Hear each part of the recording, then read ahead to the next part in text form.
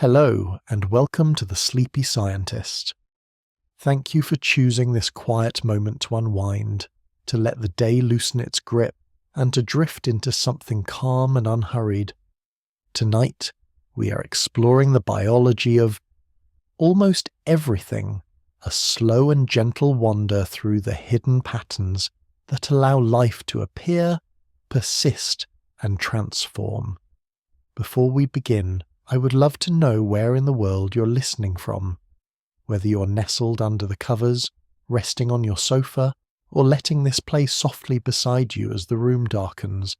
It is a comfort knowing these words are keeping you company.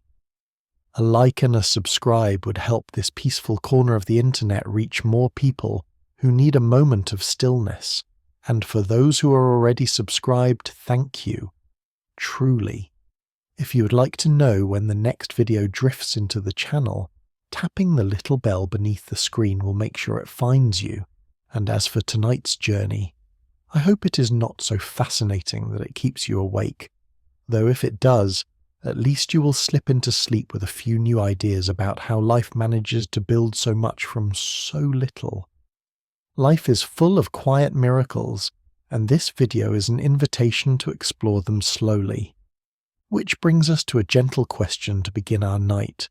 How does something as small and simple as a handful of molecules lead to everything that breathes, grows, and changes?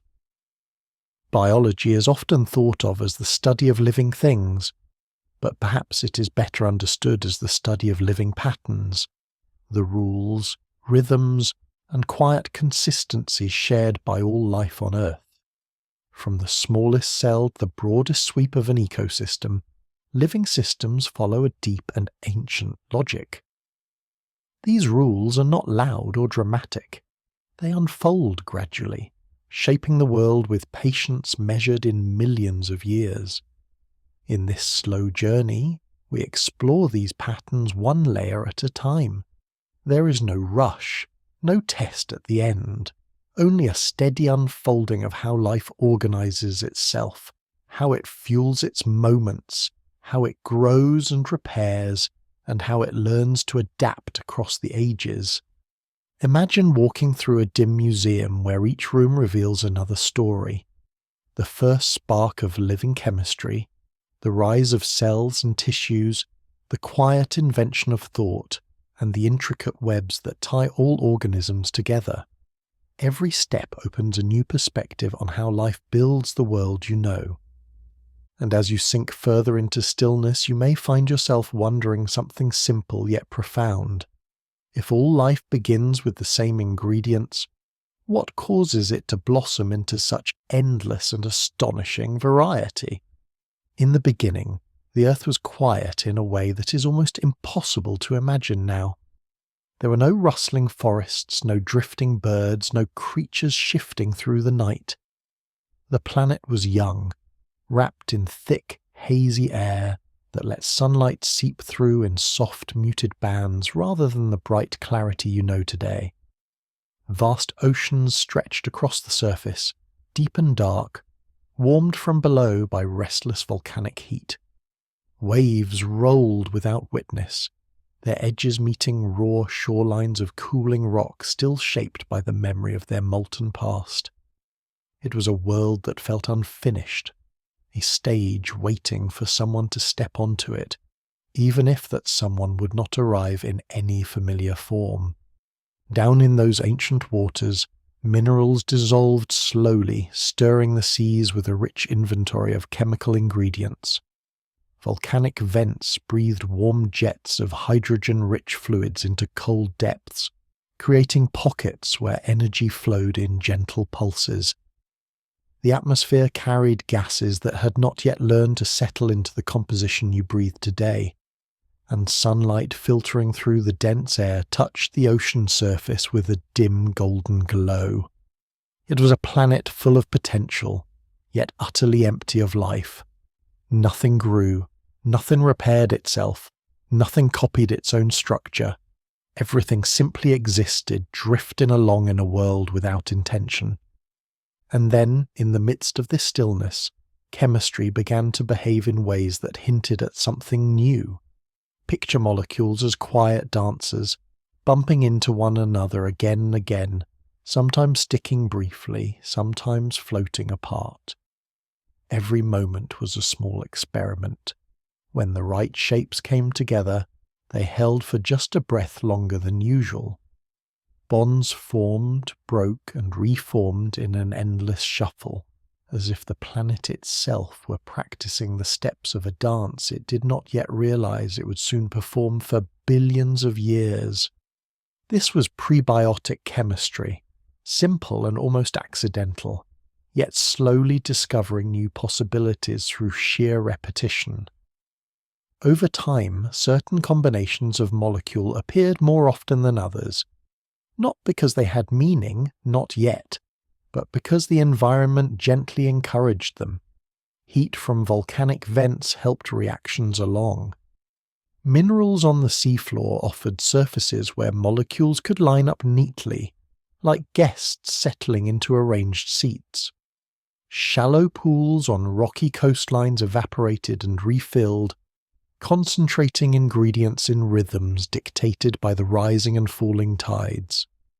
With every cycle, chemistry edged closer to something capable of persistence. And persistence is the key. For life to exist, a structure must be able to continue itself, to make a version of itself again.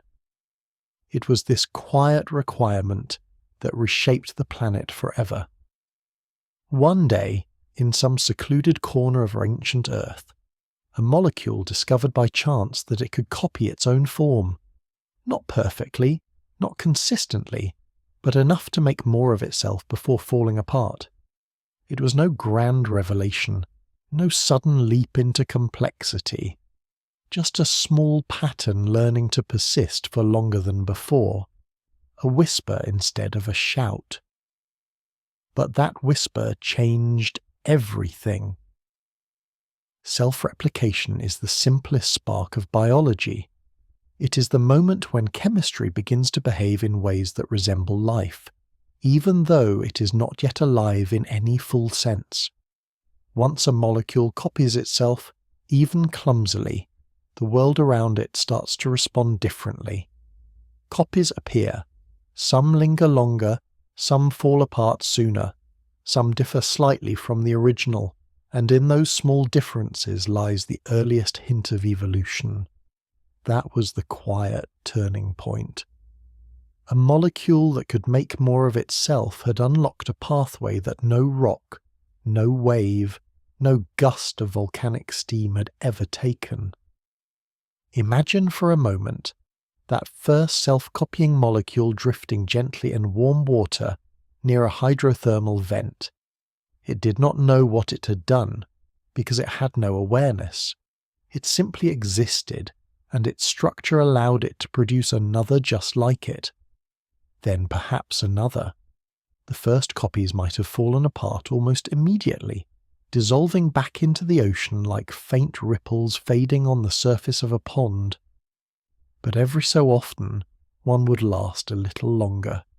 Each one represented a tiny extension of the same pattern, reaching timidly into the future. The conditions around these molecules mattered greatly.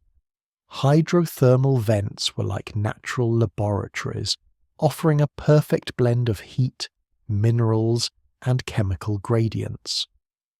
The water that poured out of them was rich with energy, and the rocky chimneys built by those vents created labyrinths of small compartments, ideal for trapping molecules long enough for reactions to repeat.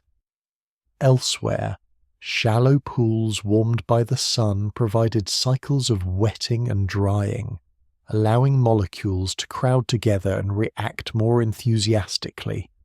Even mineral surfaces played a role, offering orderly templates that nudged molecules into useful arrangements. Life did not begin in one place alone. It began in many places where chemistry found a foothold, where water and energy and the right ingredients aligned. It was not a single miraculous moment, but a gradual accumulation of small steps. A molecule here persisted for a heartbeat longer. Another formed a slightly more stable bond. A third learned to recruit nearby molecules into forming copies of its own structure. Each step was simple, yet the consequences were immense. These tiny self-replicating patterns were the ancestors of everything that would eventually fill the oceans, cover the land, and breathe in the air. What makes this so astonishing is how little was required. The earliest replicators were not complex machines. They did not have membranes or proteins or elaborate metabolic cycles. They were molecular phrases written in the language of chemistry, repeating themselves because the conditions allowed them to do so. And that repetition, no matter how imperfect, created continuity. Continuity created variation. Variation created the opportunity for selection, and selection created the long, slow drift toward complexity. At the time, of course, none of this looked remarkable. The earth was still a world of empty seas and barren rocks. No creature swam. No plant reached toward the sun. No voice echoed across the landscape. Yet beneath the water's surface the planet had begun its quiet transformation. Life was not here yet, not fully, but the ingredients had started to arrange themselves into something that could eventually wake, grow, and change. It is humbling to imagine how the first flicker of life was not a dramatic event but a gentle one. A molecule learned how to hold its shape. Then it learned how to make a partner that resembled it. That partner learned to persist as well. The world did not celebrate, but everything that followed, from forests to coral reefs to the beating of your own heart, traces back to that quiet achievement. Chemistry became persistent chemistry. Persistent chemistry became evolving chemistry, and evolving chemistry became life. As you settle further into this moment of stillness, it is worth holding on to one simple idea. All of life, every creature and every cell, begins with the ability to copy a pattern. The first replicator did not need to understand what it was doing. It simply existed in an environment that favoured its continuation. That was enough to start something that would one day ripple across continents, oceans, and even through the thoughts of the beings now listening to this story. And so, from a world without movement or memory, without voices or visions, a new kind of order began to unfold. It began in small steps, in crowded pools and warm vents, in molecules learning slowly to hold hands. Those first copies were humble, but their legacy stretches to everything that breathes or grows today. It leads eventually to the tapestry of life itself, woven from a pattern that started as nothing more than a flicker in the dark. In those early oceans, chemistry was still experimenting with itself, trying combinations the way a breeze might shuffle scattered leaves. At first, each reaction was a brief event, a fleeting encounter that produced a molecule which then drifted away and vanished back into the background. Nothing lasted long enough to matter. Nothing created momentum. These were one-off moments, like sparks that glimmer and then fade without lighting anything around them. The Earth was full of potential but lacked continuity, and continuity is the quiet thread that turns accidents into something more meaningful. Over time, however, certain reactions began to occur not just randomly but repeatedly. The environment itself nudged them along. Heat from beneath the seafloor encouraged some chemical interactions, while cooling currents encouraged others. Minerals lining rock surfaces guided molecules into orderly arrangements. With each cycle of tides, evaporation, and rehydration, the same ingredients met again in familiar ways. Patterns began to form, not yet alive, but behaving in a manner that hinted, just faintly, at persistence. This is where chemistry started learning a new skill, the ability to continue. Rather than producing isolated structures that disappeared immediately, some reactions created molecules that helped the same reactions happen again. These loops, known as autocatalytic networks, worked like gentle circles of encouragement. A molecule would form, and that molecule made the next step in the sequence more likely, which made the next step more likely still, until the entire process had a small but steady rhythm. Imagine a group of musicians warming up, each note making it easier for the next to follow, until a kind of accidental harmony settles into place. In these networks, chemistry became self-supporting. Once a small loop started, it could sustain itself as long as its ingredients were available. The pattern did not have awareness, but it did have a kind of structure, a tendency to continue. Persistence was no longer an unlikely fluke. It had become the natural outcome of the right environment shaping the right reactions, and once persistence appears, even in its simplest form, the world becomes a different place. Some molecular patterns held together longer than others. Some were more stable, resisting the chaotic push of heat and motion for a few moments more. Others broke apart quickly, leaving no trace. This difference in stability mattered. In an environment where countless molecular shapes were constantly being tried, only those that lasted long enough could influence the cycles around them. This is selective stability, the earliest form of success in a world without organisms. It did not yet resemble survival, because there were no living creatures to survive, but it set the stage for everything that would eventually emerge. Imagine a tiny cluster of molecules that happen to reinforce each other. Each one makes it slightly easier for the others to form. If one disappears, the pattern weakens, but as long as enough of them are present, the loop continues. The cluster becomes a sort of chemical community, a group of participants keeping the reaction cycle alive. The longer these networks persist, the more chances they have to grow, shift, or discover new chemical partners drifting by in the water. Over many cycles, these networks gain a subtle kind of presence in the environment. They become features rather than accidents. Eventually, some of these networks found themselves trapped inside small enclosures. Fatty molecules floating in the ancient seas naturally formed tiny bubbles, like delicate balloons with watery centers. These bubbles, known as protocells, created protected spaces where chemical reactions could happen without being washed away instantly. Inside them, autocatalytic networks had the opportunity to stabilize even further.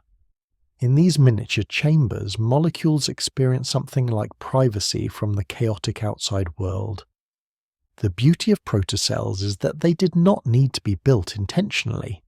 Fatty molecules naturally arrange themselves into spheres because it is the simplest and most stable shape for them. The early Earth was likely full of bubbles forming and dissolving again. Occasionally a bubble enclosed a set of molecules that interacted in just the right way.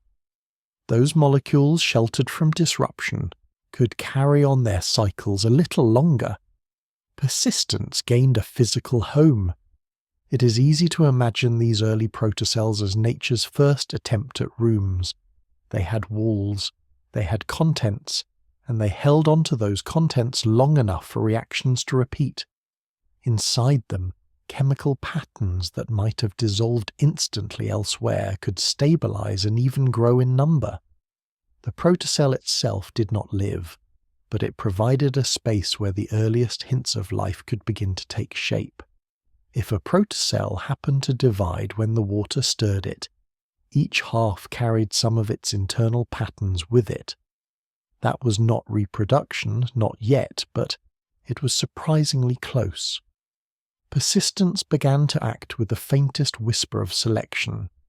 Patterns that continued for longer dominated more of their surroundings. Patterns that consistently fell apart never gained the chance to influence anything. Over many cycles, the stable ones accumulated, becoming the quiet winners in a world that had not yet invented winning. Chemistry had started to behave as if guided by rules, even though the only rule was that endurance creates opportunity. As these chemical loops continued, small variations emerged. A molecule formed with a slightly different shape. It reacted a little faster or a little slower. It made the network a bit more efficient or a bit clumsier. Each variation changed the way the entire cycle behaved. Some versions faded quickly, others lingered, and a few quietly flourished. This gentle sorting of possibilities created something that would eventually become evolution. The gradual favouring of persistent patterns over fragile ones. It is remarkable to consider that evolution began long before life as you know it. It started with chemistry selecting for stability, for patterns that could keep themselves going despite the restless environment. There were no organisms competing, no predators or prey, no struggle for survival. Just loops of reactions trying out variations, with the most durable ones slowly becoming more common. This was evolution in its simplest and earliest form, a soft drift rather than a contest. The transition from random reactions to steady cycles did not happen suddenly. It unfolded over long spans of time, guided by the landscape of the early Earth. Hydrothermal vents offered warm pockets where reactions could flourish. Shallow pools dried and refilled, providing concentration and variation. Minerals lined up molecules in helpful ways. Every part of the environment nudged chemistry toward persistence, and once patterns learned how to last, they opened the door to everything that followed. Looking back, it is tempting to imagine a clear threshold where non-living chemistry became the foundation for living systems. But the reality was far gentler. Chemistry did not leap into life. It simply became more organized, more stable, more capable of continuing itself. Persistence created structure. Structure created opportunity. Opportunity led to novelty. And novelty eventually led to the emergence of the first true ancestors of all biological processes. If you could observe this ancient world, it would not look like a laboratory of discoveries. It would appear quiet and unchanging. Bubbles rising from vents, minerals shimmering on the seabed, pools evaporating in the sun. Yet within those still scenes, tiny loops of reactions were growing more confident in their ability to repeat. They were small enough to be invisible, yet significant enough to reshape the future of the planet. In the grand story of life, persistence was the first triumph. Not intelligence, not complexity, not movement, but the simple ability to continue, to hold a pattern long enough that it could influence the next moment. That was the true beginning, the shift from a world of accidents to a world shaped by enduring forms. It was chemistry teaching itself how to remain, and in learning that, it laid the foundation for everything that would one day breathe, grow, think, and feel. In those ancient waters where molecules drifted like tiny fragments of thought, something subtle began to change. Chemistry had already learned how to persist, forming loops of reactions that supported themselves for longer and longer stretches of time. But persistence alone was not enough to create the rich variety that would someday shape forests, coral reefs, and every living creature that now walks, swims, or floats through the world. For that, something new had to emerge, the quiet introduction of change. Imagine a smooth pond at dawn. You toss in a single pebble, and one set of ripples spreads outward in perfect circles. If you toss in another pebble that is just slightly different in shape, or let it land at a different angle, the ripples will shift ever so gently. They might be broader or fainter, or travel a little farther. Each ripple is still a ripple, still recognizable, but never quite identical to the one before. In this peaceful image lies the beginning of variation, the soft heartbeat of evolution. Early molecules capable of copying themselves behaved much like these ripples. The first replicators, which may have resembled the single-stranded molecules known as RNA today, were not precise machines. They copied themselves the way a hand might trace a pattern in sand.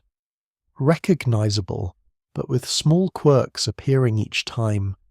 A slight shift in shape here, an altered bond there.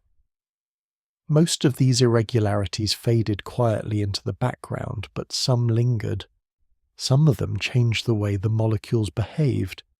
These small differences were not mistakes in the way you might think of errors today. They were simply the natural result of imperfect copying occurring in a warm, restless ocean. Yet these imperfections changed everything. Without them, every molecule would remain identical, repeating endlessly with no room for novelty. With them, new possibilities emerged. One version might fold in a slightly more stable shape. Another might take less time to form. Another might interact with surrounding molecules in a more favorable way. Each variation set off its own quiet ripple through the chemical environment. Inheritance entered the picture in the gentlest possible way. When a molecule with a slight difference copied itself, that difference carried forward into its descendants, if they could be called descendants at this early stage. Patterns that formed once began to form again. The future started to remember the past, not perfectly, but enough that the story of these molecules began to stretch across time rather than flickering out in moments. With inheritance, a pattern no longer belonged to a single instant. It could travel forward, shaping the world one replication at a time. Then came selection, the simplest yet most powerful influence in all of biology. Selection did not choose with intention. It had no awareness, no preference. It was simply the natural outcome of certain molecular forms lasting longer than others, or copying more quickly, or interacting more helpfully with neighboring ingredients. If a variation made a molecule more stable, that molecule lingered in the environment for a few breaths longer. If it made copying easier, more copies appeared. And if it made the molecule fall apart instantly, it vanished without leaving a trace. In this gentle sorting of possibilities, evolution took its first slow steps. It is tempting to imagine evolution as a fierce competition, but in its earliest form it was almost serene. There were no predators.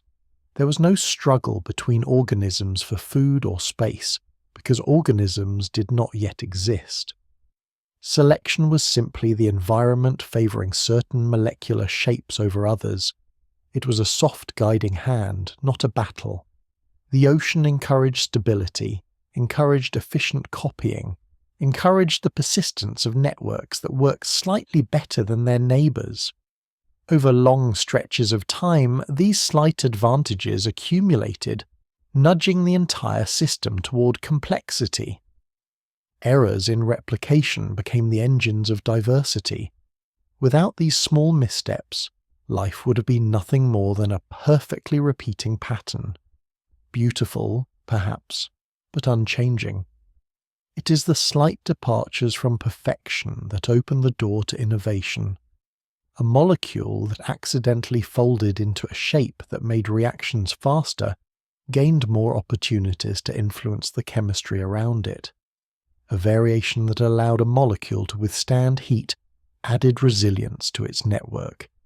Even the quirks that offered no immediate benefit contributed to the pool of possibilities, waiting quietly for a moment when the environment might shift in their favour. This relationship between error and invention continues through all of biology. What looks like a flaw becomes a spark of creativity. What seems like a tiny deviation becomes a starting point for new paths. Every living thing today carries within it the legacy of ancient molecules trying out new arrangements, stumbling into shapes that opened unexpected doors, and evolution kept sculpting, not with hands or intention, but with time itself. Time is the secret ingredient in this story. Without haste, without urgency, the early Earth offered patience measured not in days or centuries, but in millions and millions of years. These molecules drifted, reacted, copied, and varied through spans of time so vast that human language struggles to describe them. Imagine the slow wearing down of mountains, the steady shifting of continents, the rhythmic breathing of tides repeating over and over again. Evolution unfolded at this pace, shaped by cycles far longer than any one life could ever perceive. In this enormous expanse of time, the earliest replicators had room to experiment. Each new variation had countless opportunities to prove itself or fade into stillness. Even the smallest advantage, appearing only once in 1,000 replications, could become meaningful when given the space of millions of cycles. Nature did not rush. It simply waited for the patterns that endured. Over long stretches, the replicators that produced more stable structures began to dominate. Their networks expanded, interacting with other molecules in increasingly intricate ways. Some variations made copying faster or more accurate. Others improved the ability of molecules to gather ingredients. Some enabled reactions that had never been possible before. Step by slow step, the chemistry of the early Earth grew more capable, more organized, more confident in its ability to continue. Evolution became the quiet sculptor behind all this unfolding. It shaped molecules into networks and networks into systems, all without intention or direction. Selection rewarded patterns that persisted. Variation ensured that new possibilities were always waiting in the wings. Inheritance allowed every improvement to ripple forward. Together, these three simple forces set in motion the long story of life. If you look at this process closely, it reveals something unexpectedly poetic. Life does not spring from a single miracle, but from the accumulation of countless tiny changes. Each variation adds a brushstroke. Each moment of stability adds structure. Each inheritance adds continuity. Over immense spans of time, those brushstrokes become shapes, then forms, then beings capable of sensing, moving, thinking, and exploring. Evolution is the gentle, patient craftsman guiding these transformations, shaping the flow of life without ever needing to lift a tool. The early Earth gave evolution the most valuable gift it could offer: time in overwhelming abundance. With billions of years to work quietly, even the smallest chemical improvement became the foundation for something greater. It is this length of time that allowed a world of simple replicators to give rise to cells, tissues, organisms, and eventually the vast symphony of ecosystems that blanket the planet. All of it emerged from those first quiet moments when molecules drifted in warm water, making imperfect copies of themselves. As you rest here, listening to this story unfold in gentle layers, it is worth reflecting that life began not as something grand, but as a whisper. It began with chemistry, learning how to vary, how to remember, and how to favor the patterns that endured. These early steps did not look like evolution at the time, yet they were the beginning of everything that would later take shape, and through them, the world slowly transformed from a silent ocean of possibilities into a living planet where diversity flourishes in countless forms. Evolution was born in the softest of ways, through the quiet persistence of patterns and the graceful acceptance of imperfection. Those small ripples that once drifted through ancient seas have now become the waves of life that cover the earth, each one a reminder that creativity often begins with the gentle deviation, and that time itself is the greatest sculptor of all. Life changed forever the moment chemistry learned how to build a room. Before that, everything happened out in the open. Molecules drifted freely, reactions sparked and faded, and even the most promising patterns were constantly washed away by the endless motion of the early oceans. But then, gradually and almost accidentally, small enclosed spaces began to appear. These tiny compartments, built from naturally forming fatty molecules, created little islands where chemistry could pause, gather, and try out new arrangements without being instantly scattered. These were the first cells, the smallest possible rooms where life could begin to find its footing. A cell is a boundary, a gentle separation between the inside and the outside. That boundary is the membrane, a soft and flexible layer made of molecules that instinctively arrange themselves into thin, smooth sheets. They form because it is the simplest way for certain molecules to shield their water-loving parts from the surrounding environment while keeping their water-avoiding parts tucked neatly inside. Without any intention at all, they fold into bubbles, sometimes only a fraction of a millimeter wide. These bubbles became enclosed spaces where the earliest chemical networks could concentrate, repeat, and flourish. Membranes may seem delicate, but they are quietly powerful. They hold everything together, allowing the inside of the cell to differ from the outside. They let certain molecules pass through while keeping others out. They bend, stretch, and reshape themselves with remarkable ease. In many ways, a membrane behaves a little like a soap bubble with rules. It can wobble, expand, or pinch without bursting, and that flexibility gave early life the freedom to grow, divide, and explore new environments. Without membranes, chemistry would still be drifting through oceans. With them, life gained rooms of its own. Inside these rooms, something extraordinary happened. Chemical processes that once flickered briefly across rocky surfaces began to form organized flows. Instead of vanishing into the sea, molecules stayed close, reacting again and again in a shared space. The interior of a cell, known as cytoplasm, might look simple at first glance, like a clear gel, but it is busy in a quiet way, full of tiny structures drifting around, bumping into one another, and performing tasks that keep the cell functioning. Enzymes help reactions along, nutrients arrive and are transformed, and waste products are gently carried toward the edges to be released. It is a choreography without dancers, an orchestra without musicians, guided not by intention but by the natural laws of chemistry playing out in close quarters. This organized bustle is what made life possible. Within the protected boundaries of a cell, reactions could occur in steady sequences, building new molecules, breaking down others, and maintaining a delicate balance. Each cell became a world unto itself, holding the ingredients necessary for growth and replication. Chemistry inside a cell no longer relied on chance encounters. It had a place, a setting, a stable environment where the same sequences could unfold reliably over and over. This cell turned randomness into rhythm. The earliest cells were simple, but simple does not mean fragile. These ancient pioneers were prokaryotes, a word that refers to organisms whose cells lack a nucleus.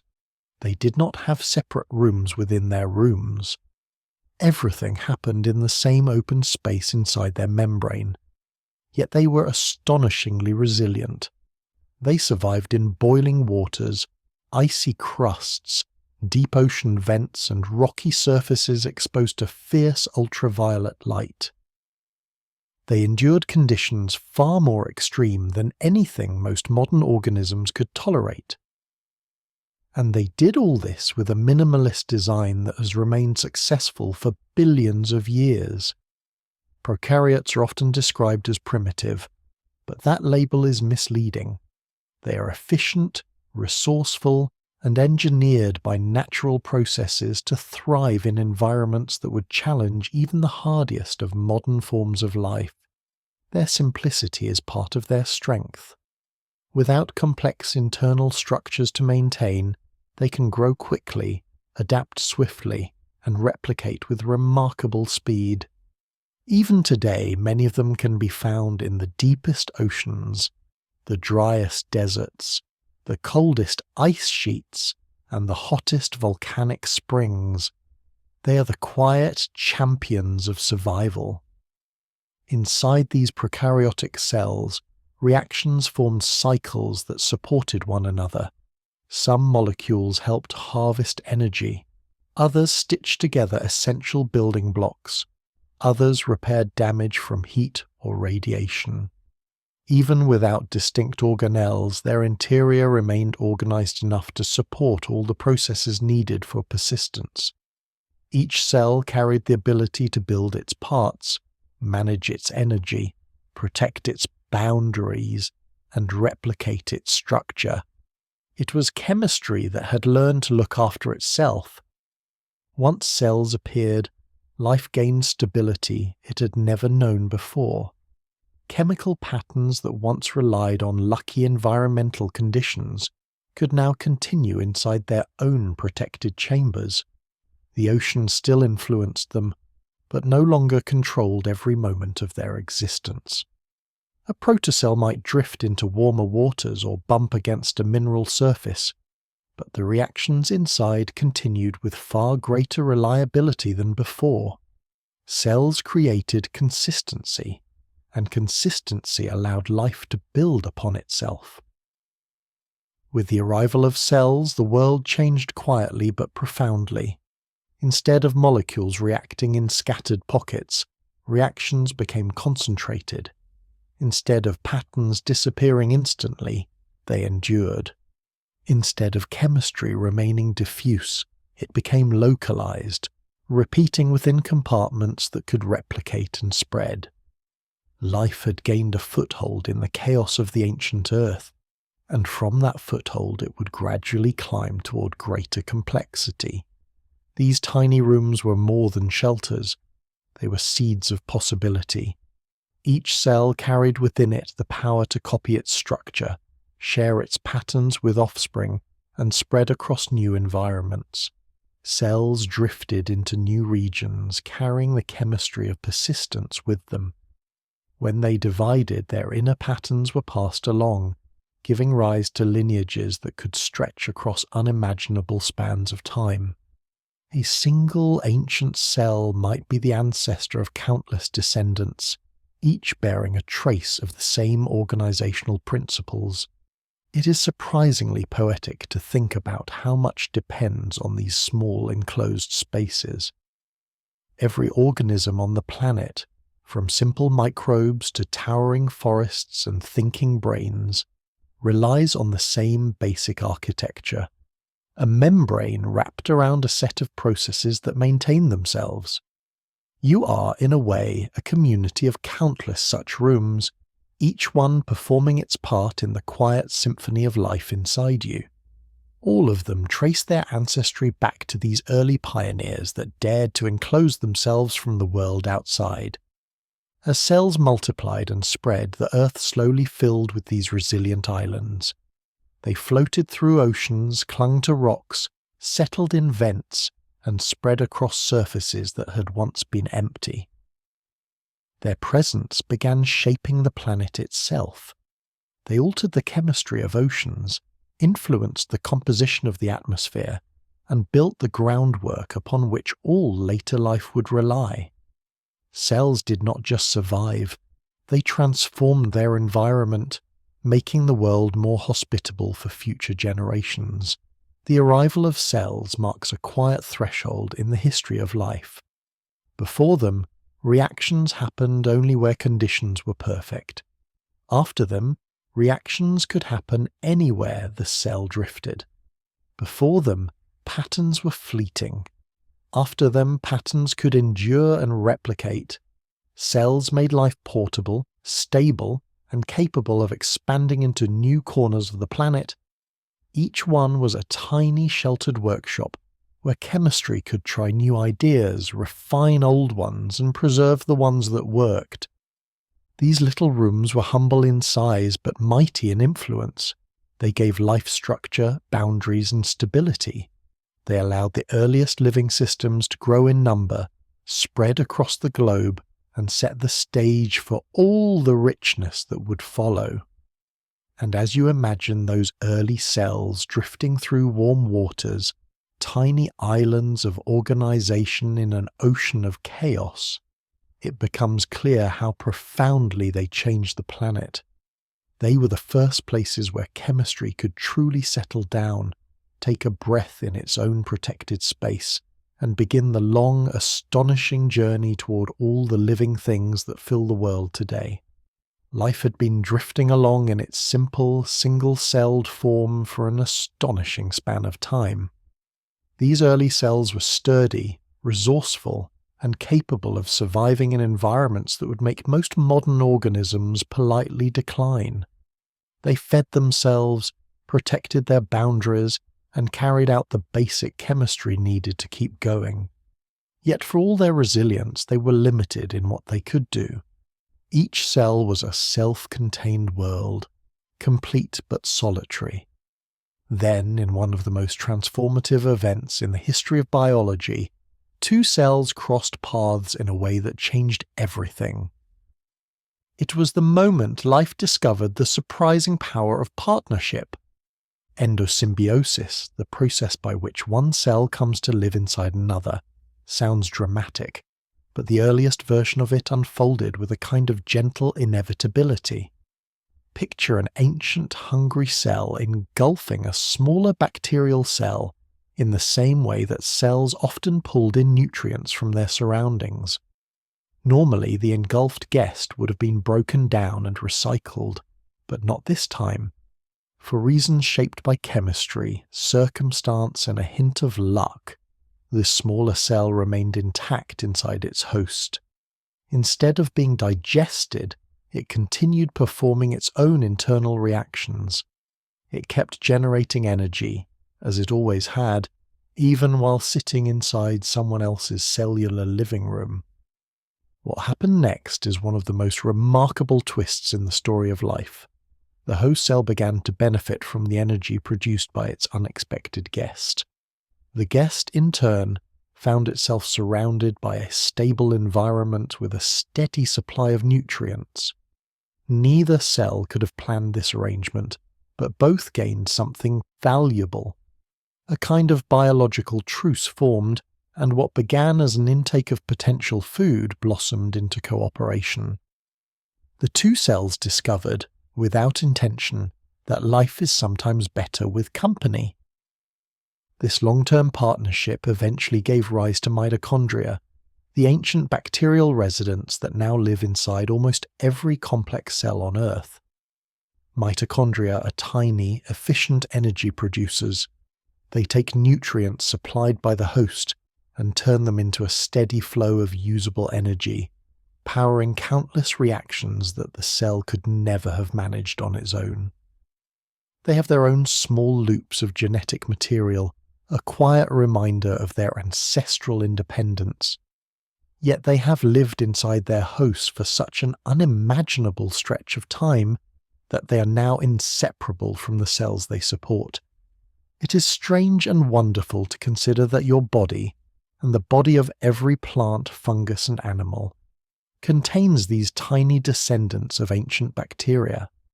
They sit humming gently within your cells, helping to keep you alive with unwavering dedication. They are, in a way, ancient guests who arrived billions of years ago and simply never left. Imagine a roommate who moved in during the earliest days of Earth and is still happily doing the chores. It is one of the more charming examples of nature proving that sometimes a shared living arrangement truly can improve your life. This partnership opened the door to entirely new levels of possibility. Before endosymbiosis, cells could manage only modest energy production. They were capable and efficient, but constrained by the limits of what a single cell membrane and a single set of internal reactions could accomplish. With mitochondria on board, energy became more abundant. The host cells could now support more complex internal structures, more active behaviors, and more ambitious strategies for survival. Energy is the quiet foundation of complexity, and with an energy-rich guest inside, cells gained the freedom to grow beyond their previous limitations. The emergence of mitochondria also improved efficiency.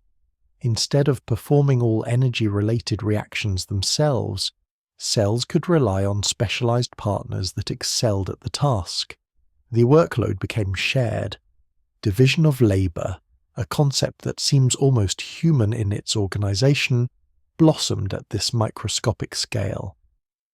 The host cell provided resources and protection. The internal guest produced energy with remarkable reliability. This cooperative system allowed both partners to do more than either could have achieved alone. As energy availability increased, cells began to explore new forms. Some grew larger. Others developed internal compartments to organize their chemistry more effectively. New molecular pathways evolved, supporting greater structural flexibility and more intricate behavior. Cellular life began branching out, experimenting with shapes, structures, and strategies that were far beyond the reach of their simpler ancestors. Complexity had arrived, and with it came a flood of new possibilities for adaptation and growth. These early steps toward complexity set the stage for organisms capable of movement, sensing, and communication. A single cell with a mitochondrial partner could fuel faster reactions, respond more quickly to changes in its environment, and support more demanding internal processes. These capabilities laid the groundwork for multicellularity, for growth, for the emergence of tissues and organs, and for the long journey toward the incredible diversity of life you see today. In the quiet cooperation of two tiny cells, the blueprint for future complexity was drawn. It is important to recognize how extraordinary this moment was. It was not a grand event, not a flash of lightning or a sudden revolution. It was a small, quiet collaboration between two cells that found mutual benefit in staying together. That simple act of coexistence transformed the trajectory of life. Evolution frequently works this way. Rather than reshaping the world with dramatic leaps, it often relies on small steps that reveal unexpected advantages. Two cells learning to share space may sound unassuming, but it altered the entire future of biology. The beauty of this partnership lies in its durability. Billions of years later, the descendants of these early guests continue to work within nearly every complex cell. They are not symbionts anymore in the traditional sense. They are part of the cell itself, so deeply integrated that life would collapse without them. Yet the imprint of their ancestry remains. Mitochondrial DNA carries a shadow of their original identity, a quiet echo of their bacterial past. This collaboration also highlights a gentle truth about life. Cooperation can be as powerful as competition. While many stories of evolution focus on the struggle for survival, the rise of complex life owes just as much to alliances, partnerships, and shared responsibilities. Sometimes survival is strengthened when boundaries soften and two systems learn to coexist. It is almost poetic that the complexity of all higher life forms rests on a partnership that began with one cell giving another a place to stay. If you picture this moment carefully, you may feel a sense of wonder at how modest it appears. A host cell absorbs a smaller cell. The smaller cell survives. The two remain together. And from this simple arrangement comes every branching tree, every leaf, every feather, every organ, and every mind capable of thinking about the story itself. Complexity did not rush in with a flourish. It grew in the quiet space created by cooperation. This shift from solitary existence to shared energy use marks one of the greatest transitions in the history of biology. Life gained new tools, new forms, and new levels of organization. Processes that were once too costly became possible. Structures that were once too demanding became sustainable. Complexity, once a distant dream in the world of single cells, became a natural and achievable path. As you reflect on this moment, it becomes clear that life often grows by embracing connection. One cell welcomed another, and the world was changed forever. From that tiny gesture of coexistence, complexity unfolded like a long, patient story, written slowly across the surface of the earth. And all of it traces back to a partnership so simple that it could have been missed entirely had we not discovered its profound consequences. Life, once it had gained the ability to grow more complex, needed something it had never required before: a way to remember. Chemical loops and early cells could persist for a time, but without a stable record of what worked, nothing could build upon past success. The world needed a quiet place to store instructions, a gentle archive where the patterns of living chemistry could be written down, protected, and passed forward. That archive arrived in the form of DNA, a molecule so skilled at remembering that every living thing on Earth carries its imprint. It became life's library, its memory system, its long and winding story written in a language older than any creature. DNA often appears in illustrations as a graceful twisting ladder, but its true beauty lies in its ability to hold information with astonishing fidelity.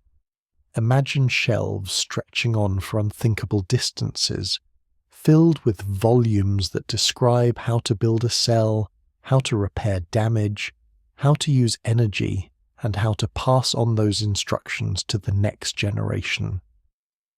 This library does not use ink or paper. It stores meaning in the order of tiny molecular units arranged along its length, each acting like a letter in a word. Alone, a single letter says little. Together, in long strings and patterns, they form instructions that cells can read and interpret with exquisite precision. The sequences along DNA are far more than simple lists. They act as descriptions of how to craft proteins, the remarkable molecular tools that carry out nearly every task within a cell. Instead of symbols, imagine these sequences as sentences written in a language with only 4 letters, each one contributing to the meaning of the phrase. A certain pattern of letters might instruct, build a protein that holds structures together, while another might roughly translate as, prepare a molecule that will help break down nutrients. Each sentence creates a shape. Each shape becomes a function. Proteins arise from these written instructions like sculptures emerging from a set of careful guidelines. Inside the cell, this reading process happens quietly and efficiently. First, a small segment of DNA is copied into a temporary message, almost like taking a page from the library without disturbing the original book. This temporary copy is then used as a guide to assemble a chain of building blocks into a precise shape. When the shape folds into its final form, it becomes a working protein. Every heartbeat, every thought, every breath is supported by countless proteins performing their tasks, all following instructions written long before you were born. It is a system that balances durability with adaptability, ensuring that life continues smoothly while always allowing for gentle improvisations. Improvisation appears in the form of mutation, a word that can sound alarming but is essential to the creativity of evolution. Mutations are small changes in the sequence of letters within DNA. A single letter may be swapped for another. A segment might be duplicated. A small section may disappear or reappear in a different place.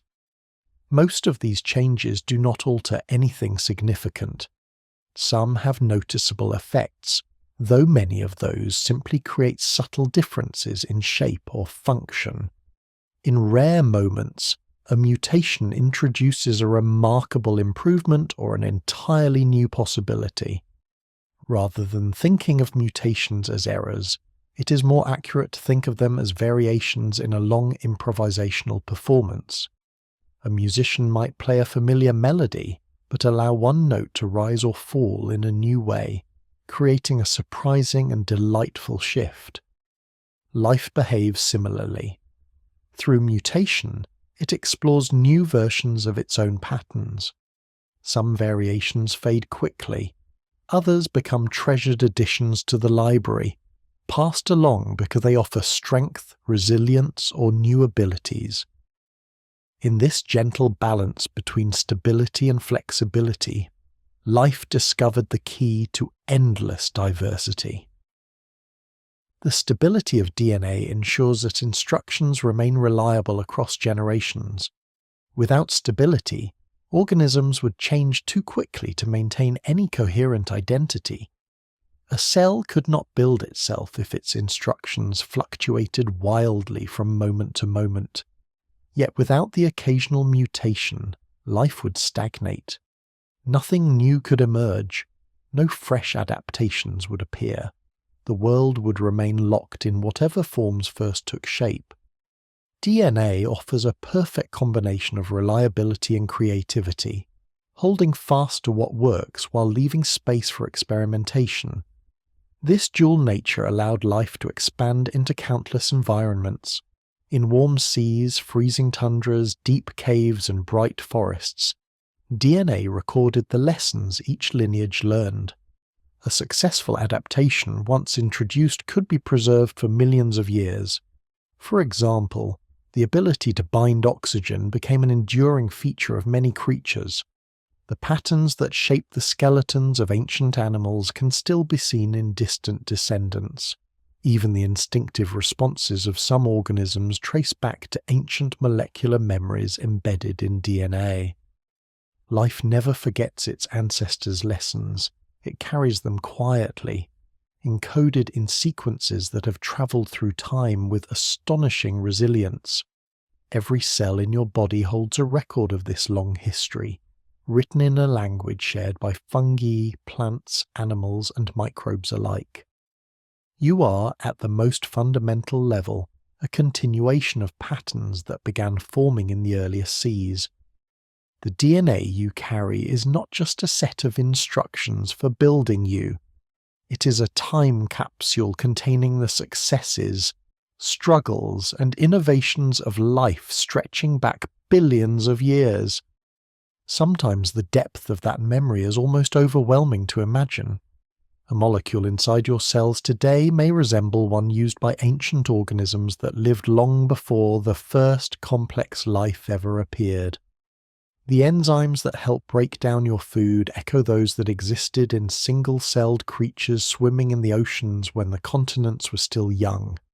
Even the proteins that help copy your DNA share ancestry with those that existed in microbial communities in the far distant past. Life remembers everything that proved useful, passing those memories forward quietly and steadily. This continuity creates a sense of connection across time.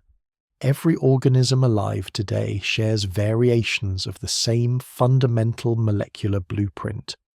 Plants, animals, and microbes write their stories in the same alphabet, differing only in the order of their letters and the chapters they have added or revised. It is a reminder that the vast diversity of life does not arise from entirely different sets of tools, but from creative variations of the same underlying language. Thinking of DNA as a library helps highlight its most poignant aspect. It grows with each generation. New pages are added. Old pages are occasionally edited. Entire chapters may be rearranged. Yet the library never closes. It remains active, expanding continuously as life explores new niches and adapts to new challenges. In the grand timeline of Earth, DNA has been the one steady historian, preserving what works and granting permission for endless experimentation. As you rest into the quiet rhythm of this thought, it becomes clear how extraordinary this system truly is. Life built a structure capable of preserving delicate information across unimaginable stretches of time. It created a memory system that allows species to learn not through conscious reflection, but through gradual, inherited change.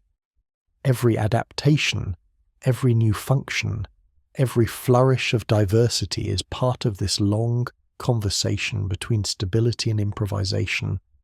DNA is life's memory, but it is also life's imagination. It is the quiet library that holds stories from the dawn of biology, and at the same time, it is the author of new possibilities. With each gentle mutation, with each preserved instruction, life rewrites its ongoing tale, ensuring that the next generation carries both the wisdom of the past and the potential for something entirely new. Proteins are some of the most remarkable structures life has ever created, yet they begin with an astonishing simplicity. Each one is built from small repeating units linked together in a chain, much like beads threaded onto a string. The magic begins when that chain folds. It twists and loops and settles into a shape so specific that even a tiny change in its contour can completely alter its purpose. A protein's function is written not only in the order of its units, but in the graceful way it settles into 3 dimensions. Shape is everything. A curl here, a pocket there, a gentle bend along one edge. Together they create a tool perfectly suited for its task. The cell is full of these tools. Some act like tiny levers, some like clamps, some like conveyor belts, and some behave almost like gates that open only under certain conditions. This variety is possible because the shapes proteins can fold into are nearly endless. The chain that forms them is flexible, able to twist itself into forms that fit the cell's needs with elegant precision. Every little turn allows the protein to bind to certain molecules but not others, to stabilize reactions or let them proceed, or to link up with other proteins to create larger structures. It is as if the cell maintains a vast toolbox, with each tool designed for a specific task, yet all crafted from the same basic set of ingredients. Enzymes are among the most impressive of these protein tools. They act as gentle molecular helpers, encouraging reactions to happen more quickly and more efficiently than they ever would on their own. Without enzymes, the chemistry of life would run at a pace far too slow to sustain any living thing. Many reactions that are essential for survival would take longer than the age of the universe to occur naturally. Enzymes step in with quiet helpfulness, guiding molecules into the right positions so reactions can unfold in a fraction of a moment. They do not force anything. They simply provide the perfect environment for chemistry to proceed smoothly, the way a calm voice can encourage someone to take a step they were uncertain about. Picture an enzyme as a small, intricately shaped pocket. A molecule drifts by, fits into that pocket like a key slipping into a lock, and suddenly the reaction it needs to undergo becomes easy, almost effortless. The enzyme holds the molecule just right, offering support, alignment, and stability. When the reaction finishes, the product drifts away, and the enzyme is ready to help another molecule. This quiet, repeated action keeps life moving forward. Enzymes carry out countless tasks at any given moment in your cells, working tirelessly without ever wearing out in the dramatic sense. They are among the most patient helpers in biology. But enzymes are only one category of proteins. There are others that focus on transport, shuttling molecules across the cell like tiny ferries. Some sit within the cell membrane, forming small gateways that let water, ions, and nutrients pass at the right time and in the correct amounts. These transport proteins act with delicate selectivity, ensuring that only the right molecules move in or out. They help maintain balance, which is crucial for any active system.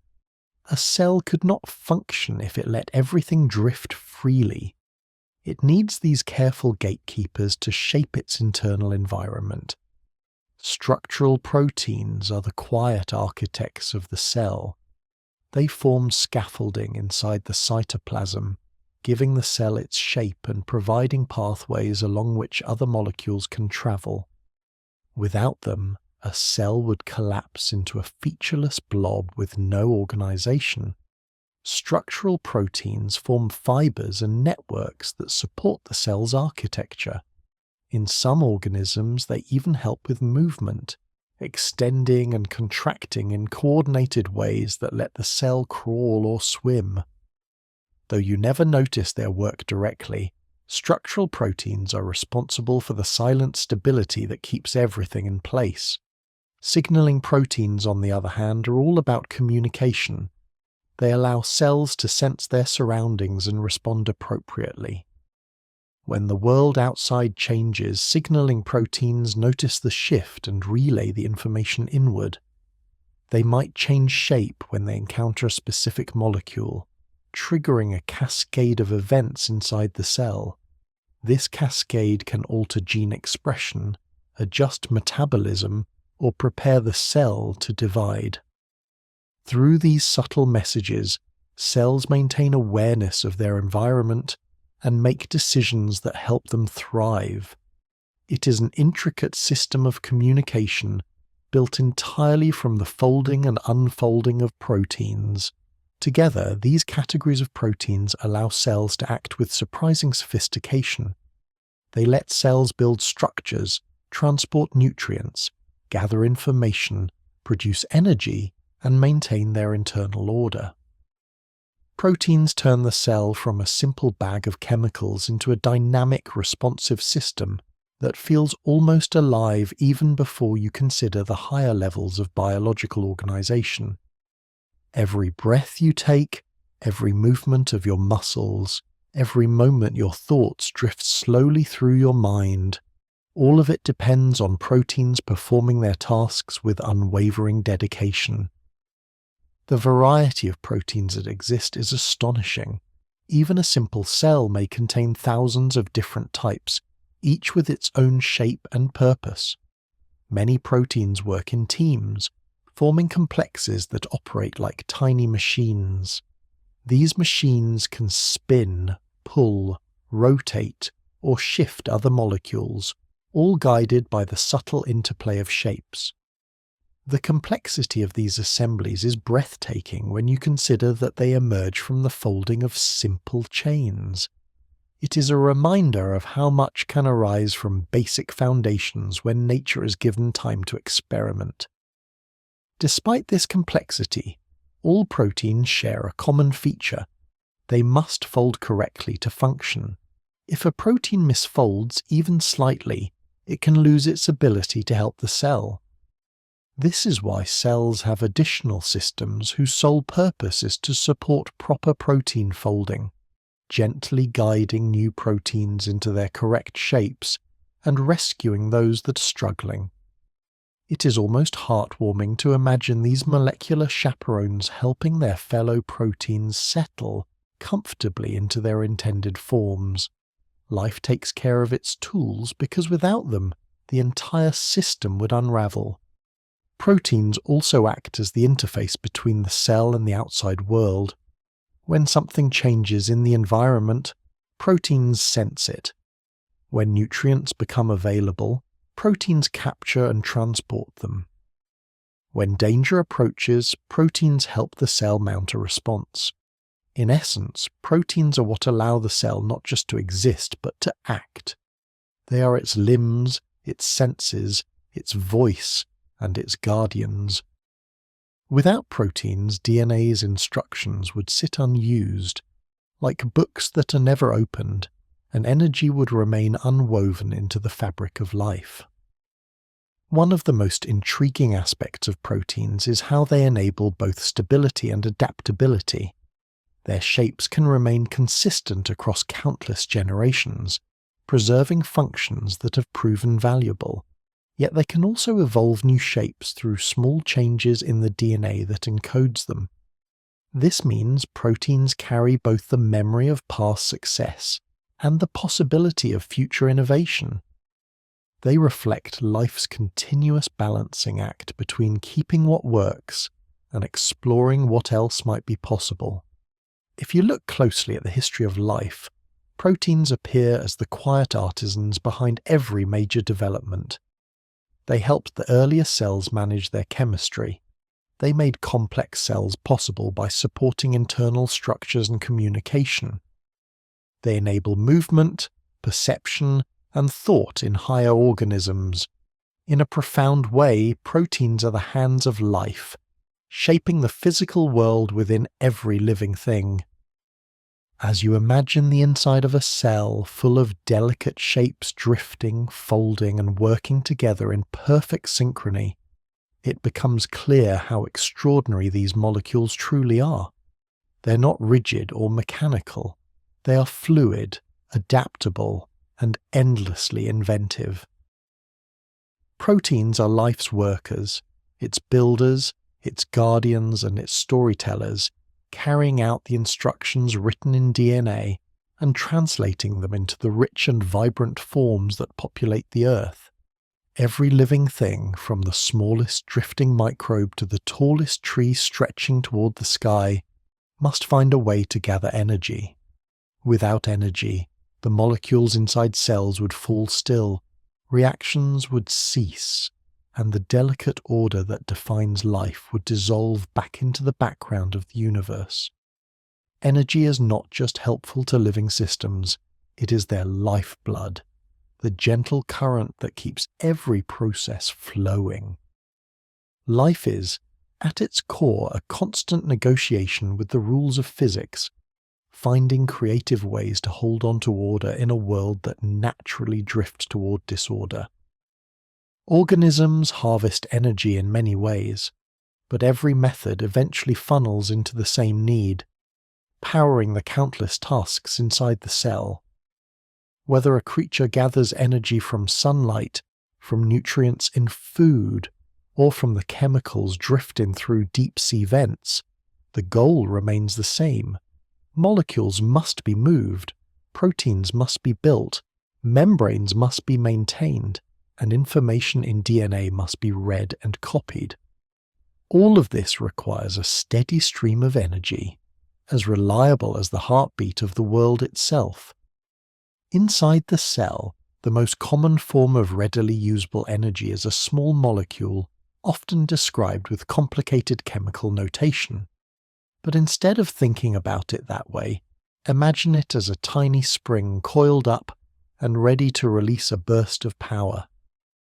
This molecule is ATP, a short name for a structure that stores energy in a way the cell can access easily. When a protein needs to fold, when a pump in the membrane needs to move an ion, or when a strand of DNA needs to be copied, the cell hands over one of these charged springs, letting it uncoil and release the energy needed to complete the task. Once the spring is spent, the cell calmly coils it back up again using energy gathered from food or sunlight, ready for the next job. Gathering that energy is a delicate art, and living things have invented two primary strategies to do it: respiration and photosynthesis. In respiration, organisms take in molecules from their environment, often sugars, fats, or other nutrients, and break them down in a controlled stepwise manner. Each step releases small bursts of energy that the cell captures and uses to recharge its ATP springs. Respiration is not a chaotic burn. It is a carefully guided process that extracts energy slowly and efficiently, ensuring that the cell can continue its work without wasting resources. Photosynthesis, on the other hand, is the elegant system plants, algae, and certain microbes use to gather energy from sunlight. It begins with pigments that absorb light, catching photons the way a sail catches the wind. That captured light energy is then channeled into a series of reactions that split molecules of water, release oxygen, and build energy-rich molecules that can be stored for later use. The brilliance of photosynthesis lies in its ability to convert sunlight, something intangible and fleeting, into solid, stable forms of energy. It is one of nature's most graceful achievements, turning light into life with quiet consistency. Within the cell, specialized structures help manage this flow of energy. Mitochondria, familiar to many as the cell's power stations, take the products of respiration and refine them into a steady supply of energy-rich ATP. They perform this task with astonishing efficiency, churning out charge springs at a pace that keeps even the most demanding cells running. A single cell may contain hundreds or even thousands of mitochondria, each one humming away quietly, much like tiny lanterns illuminating the pathways of internal chemistry. Chloroplasts perform a similar role in photosynthetic organisms. These structures contain the pigments that capture sunlight and the machinery that uses that light to build energy-rich molecules. Chloroplasts are like small solar workshops, converting the sun's radiance into the material fuel that plants need to grow, repair, and flourish.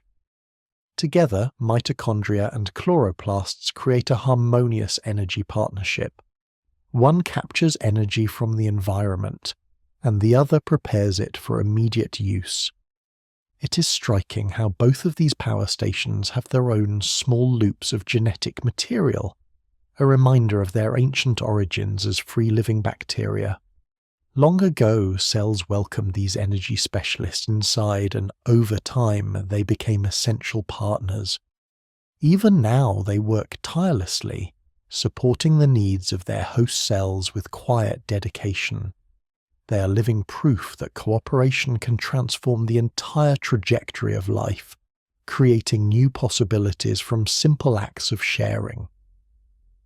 Energy flow is not just about powering reactions, it is also about maintaining order. According to the natural tendencies of the universe, every system gradually drifts toward increasing disorder. Left alone, molecules mix randomly, structures fall apart, and patterns dissolve. Life pushes back against this tendency every second. Cells expend energy to repair themselves, rebuild their components, and maintain the careful arrangement of molecules that define their identity. It is a constant balancing act, one that requires energy at every turn. When energy becomes scarce, order collapses, and the cell's delicate structure begins to unravel. This is why a steady stream of energy is so vital. Without it, proteins cannot fold correctly. Membranes lose their shape, signals become muddled, information in DNA cannot be reliably copied. Every function depends on the ability to harness and use energy with precision. It is what allows a cell to remain distinct from the chaos around it, to resist the pull of disorder that exists everywhere in the universe. Organisms have become astonishingly inventive in their approaches to energy. Some bacteria thrive on chemicals found in volcanic vents, drawing strength from minerals that would seem inhospitable to most other life. Others capture sunlight in deep oceans using bioluminescent partners. Some fungi break down the toughest materials in forests, recycling energy locked in wood and returning it to the ecosystem. Life, no matter where it appears, always finds a method to gather energy in the environment that surrounds it, adapting its strategies to the landscape it inhabits. Energy use is also what allows organisms to grow, repair themselves, and interact with their surroundings. A tree lifting its branches toward the sun, a bird maintaining body heat during a cold night, and a single-celled organism swimming through water all rely on energy to power their movements and maintain their functions. Without the ability to gather and use energy effectively, life would be static, unable to adapt or respond to the world. The beauty of energy flow is that it connects all living things into a continuous chain. Plants capture light and store it as sugars. Animals eat plants or other animals, gaining the energy those organisms have stored. Decomposers break down dead material, returning nutrients to the environment so the cycle can continue. At every step, energy is transformed but never lost. It simply changes form, flowing from one part of the living world to another in a graceful, unending dance. If you think of life as a kind of quiet defiance, energy is the language through which that defiance is expressed. Every heartbeat, every leaf opening, every cell dividing is a declaration that order can persist, that complexity can flourish in a universe that drifts toward simplicity. Life stays balanced on this edge only by constantly renewing its energy supply, drawing from the environment and reshaping that energy into the intricate systems that make existence possible. As you imagine this flow, picture mitochondria glowing faintly within cells, and chloroplasts catching light the way hands catch falling snow. Picture ATP, springs coiling and uncoiling, supporting reactions with gentle bursts of power. Picture energy moving through ecosystems, carried by wind, light, nutrients, and movement. This quiet current sustains everything that grows and breathes. Energy is the thread that ties all of biology together, weaving stability out of the universe's natural inclination toward disorder. Life persists because it has mastered the art of collecting energy, storing it, sharing it, and using it wisely. It is a story told not in dramatic flashes, but in countless tiny reactions happening every moment within every cell. And through this steady work, life maintains its astonishing order, carving structure out of chaos and transforming energy into the quiet miracle of existence. Long before forests covered continents and long before flowers turned sunlight into colour, life faced a simple but enormous challenge: how to gather enough energy to keep growing. Early organisms relied on the chemical richness of their environment, drawing power from the minerals and molecules drifting through ancient oceans. It worked, but it was not a limitless solution. Energy was scattered, inconsistent, and easily depleted. The world needed a new approach, something elegant, reliable, and abundant. The answer had been shining on the planet since its beginning, but it took life a very long time to notice it. Eventually, life learned to breathe light. Photosynthesis is one of the most extraordinary inventions in the history of biology. It allows organisms to capture sunlight and convert it into the chemical energy needed to build, repair, and thrive. Rather than waiting for nutrients to drift by or relying solely on chemical reactions in the environment, photosynthetic organisms turn their attention upward, learning to gather energy from the sky. It was as if life opened a window and realized the universe had been offering it a gift all along. The heart of photosynthesis lies in pigments, the molecules that absorb light. The most famous pigment is chlorophyll, the compound that gives plants their characteristic green color.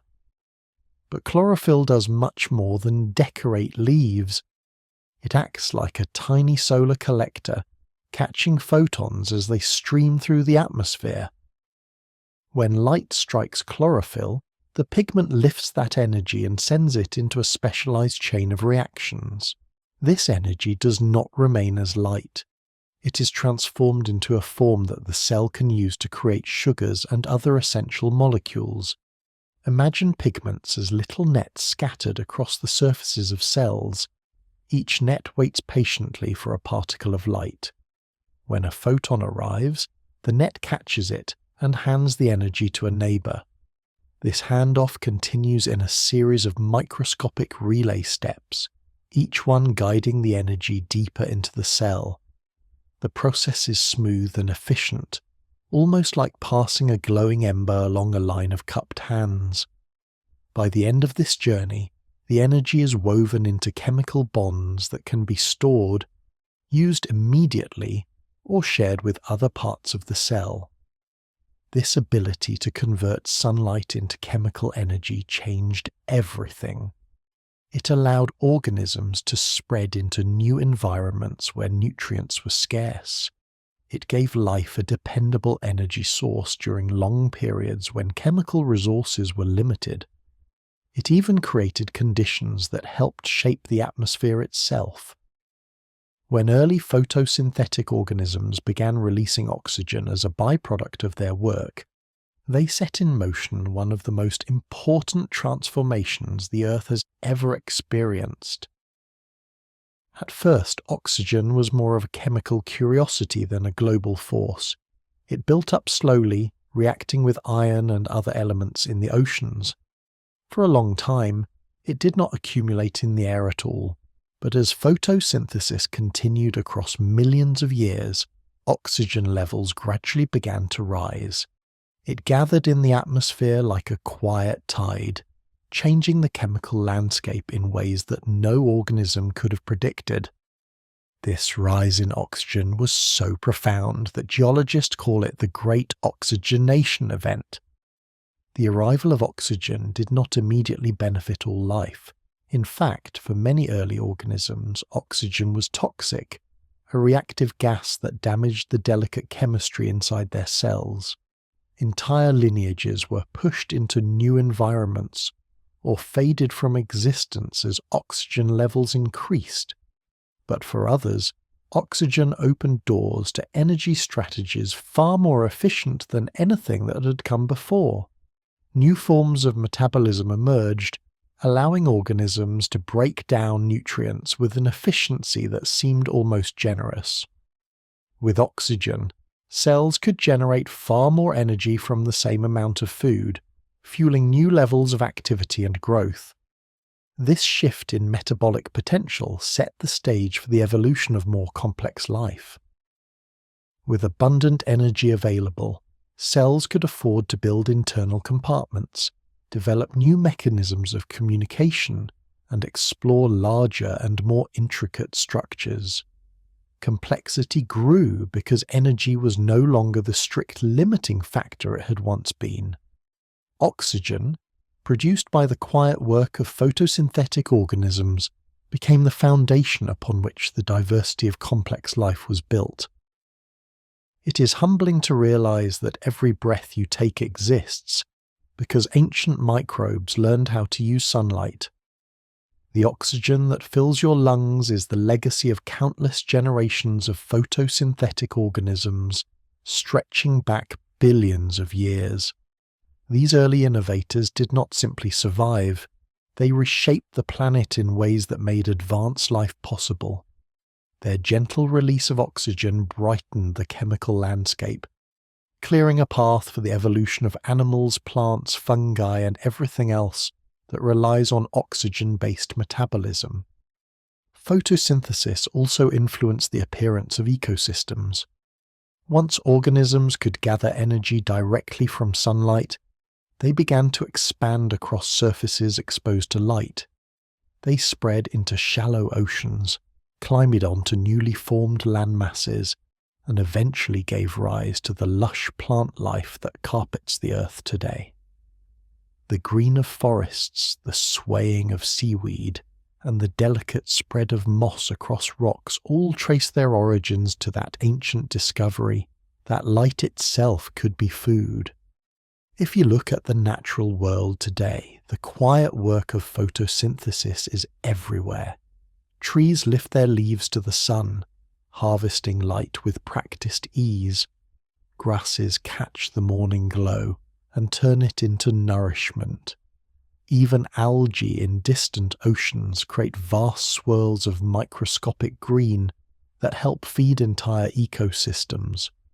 All of this activity rests on pigments that spent millions of years perfecting their craft, catching sunlight and weaving it into the chemical fabric of life. At its core, photosynthesis is a lesson in how life learns to grow. It teaches us that energy can be gathered in unexpected ways, and that solutions to life's challenges often come from the simplest interactions between molecules and light. It reminds us that evolution is not always driven by competition or conflict. Sometimes it advances by noticing a resource that has always been present and finding a way to use it gracefully. There is something deeply poetic about the idea that life began in darkness, dependent on chemical reactions hidden in ancient seas, and then slowly learned to reach toward the light.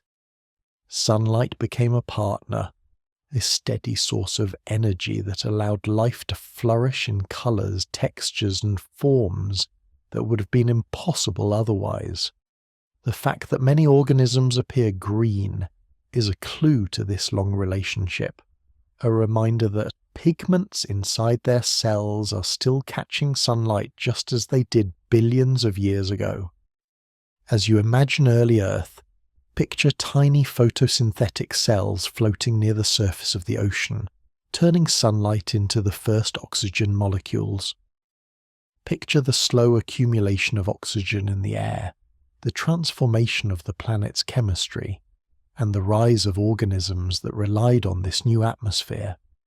Picture forests stretching across land, their leaves capturing light with quiet persistence, each one participating in a process older than any mountain or river. Light taught life to grow, not by force, but by offering a gentle, abundant source of energy. Life accepted that offer, wove it into its biology, and reshaped the world in the process. Through photosynthesis, the Earth became a brighter, more dynamic place, filled with organisms that could gather energy from the sky and breathe the air transformed by their ancestors. And every time you see a leaf glowing in sunlight, or an ocean shimmering with algae, you're witnessing the ancient conversation between light and life, a dialogue that continues to this day. Multicellularity began not with a sudden leap into complexity, but with a quiet realization repeated by countless tiny organisms over millions of years. Sometimes it helps to have company. For a long stretch of Earth's history, life existed entirely as single cells drifting through oceans, clinging to rocks, or floating near the surface where sunlight reached. Each cell managed its own tasks, made its own decisions, and lived as a solitary unit. But as environments shifted and opportunity appeared, some cells discovered that cooperation offered advantages no lone cell could achieve. It was the beginning of a biological experiment that would eventually give rise to creatures of remarkable size, structure, and intricacy. The earliest forms of teamwork were simple. Some cells stuck together after dividing, not because they intended to, but because their outer surfaces had molecules that made separation a little less likely. Imagine two siblings holding hands instinctively because the world feels easier to navigate together. These tiny clusters drifted differently from solitary cells. They might have been harder for predators to engulf, or better able to catch nutrients as they move through the water. Even a small increase in survival was enough to make sticking together a favourable strategy. Once cells began forming clusters, they needed ways to hold themselves together reliably. This is where cellular adhesion emerged. Adhesion molecules acted like gentle glues on the surfaces of cells, allowing them to bond selectively with neighbours. These bonds were not rigid. They were flexible enough to allow movement and shifting, yet strong enough to keep the group intact. The ability to adhere gave these early clusters stability and opened the door for more complex arrangements. Instead of drifting apart at the slightest disturbance, groups of cells could maintain structure as they floated through their environments. But sticking together was only the first step.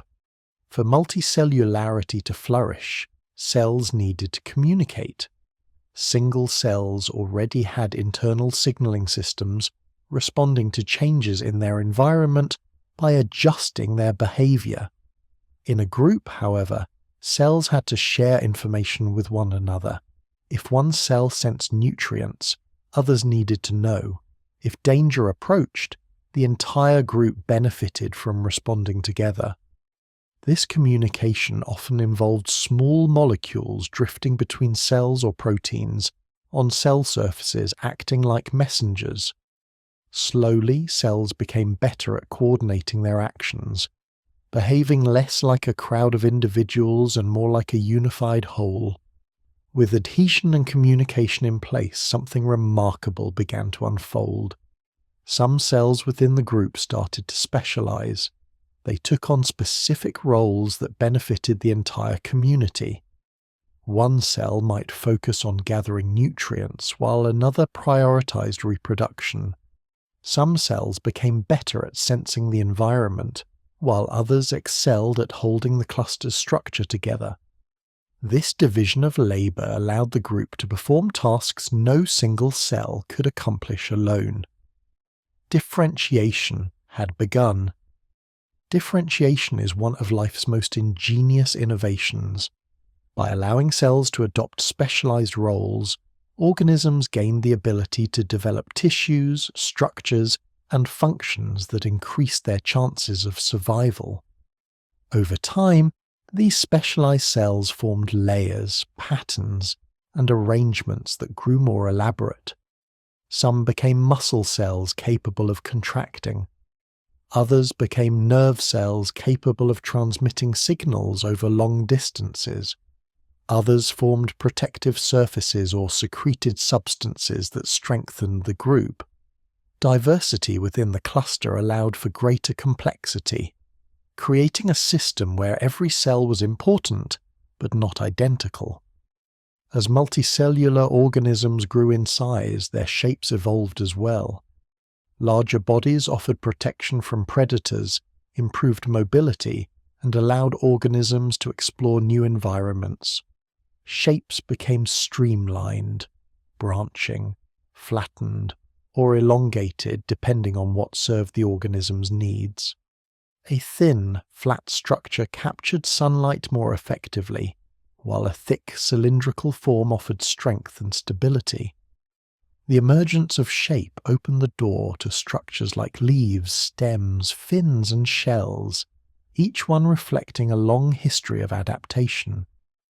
At a certain point, these cooperating clusters became so integrated that they were no longer simply groups of cells living together.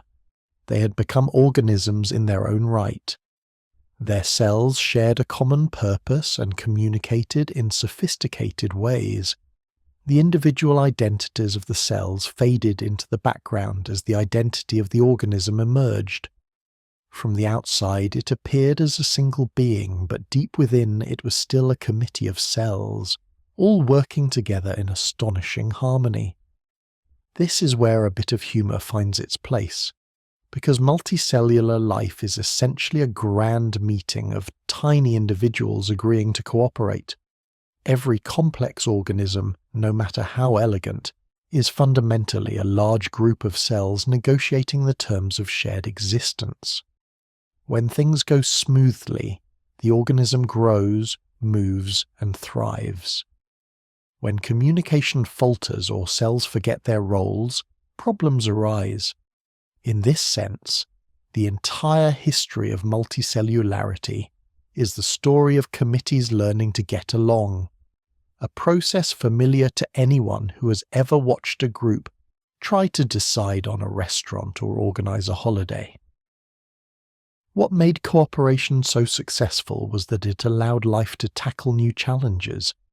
Large organisms could move faster, grow taller, and explore environments closed to single-celled creatures. They could regulate their internal conditions, maintain stable temperatures, and store nutrients. Some developed protective layers to shield their delicate internal cells. Others evolved support structures like bones or fibers, enabling them to grow upward or outward without collapsing. Complexity is not just about more parts, it is about parts working together toward shared goals. Even at the smallest scale, multicellularity transformed the environment. Large clusters of cells altered the flow of nutrients, created new niches for other organisms, and shifted the chemical composition of their surroundings. Early multicellular forms may have resembled simple mats or filaments, spreading across surfaces and creating habitats for countless microscopic species. Over time, these forms branched into the diverse body plans that shaped the evolution of plants, fungi, and animals. Communication grew more sophisticated as multicellular organisms expanded. Cells used electrical signals, chemical messages, and physical interactions to coordinate their actions. Entire networks of communication evolved, forming the foundations of nervous systems, hormonal systems, and immune responses. What began as simple signaling between neighboring cells eventually gave rise to the complex interplay that allows organisms to sense, think, heal, and adapt. The beauty of multicellularity lies in its gentle progression. It did not arrive suddenly as a fully formed system. It began with cells choosing, or perhaps stumbling into, cooperation, discovering that life becomes more efficient when tasks are shared.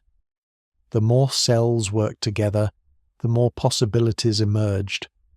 With each new layer of organization, organisms gained abilities that changed the face of the earth. Swimming, crawling, breathing, circulating nutrients, perceiving the world. All of these became achievable only after life embraced the power of teamwork. Reflecting on this transition reminds us that complexity is not always the result of competition. Sometimes the most transformative changes arise from collaboration, from recognizing that many small parts can create something far greater when they join forces. Every organism alive today, from the simplest sponges to the most intricate mammals, carries the legacy of those early partnerships.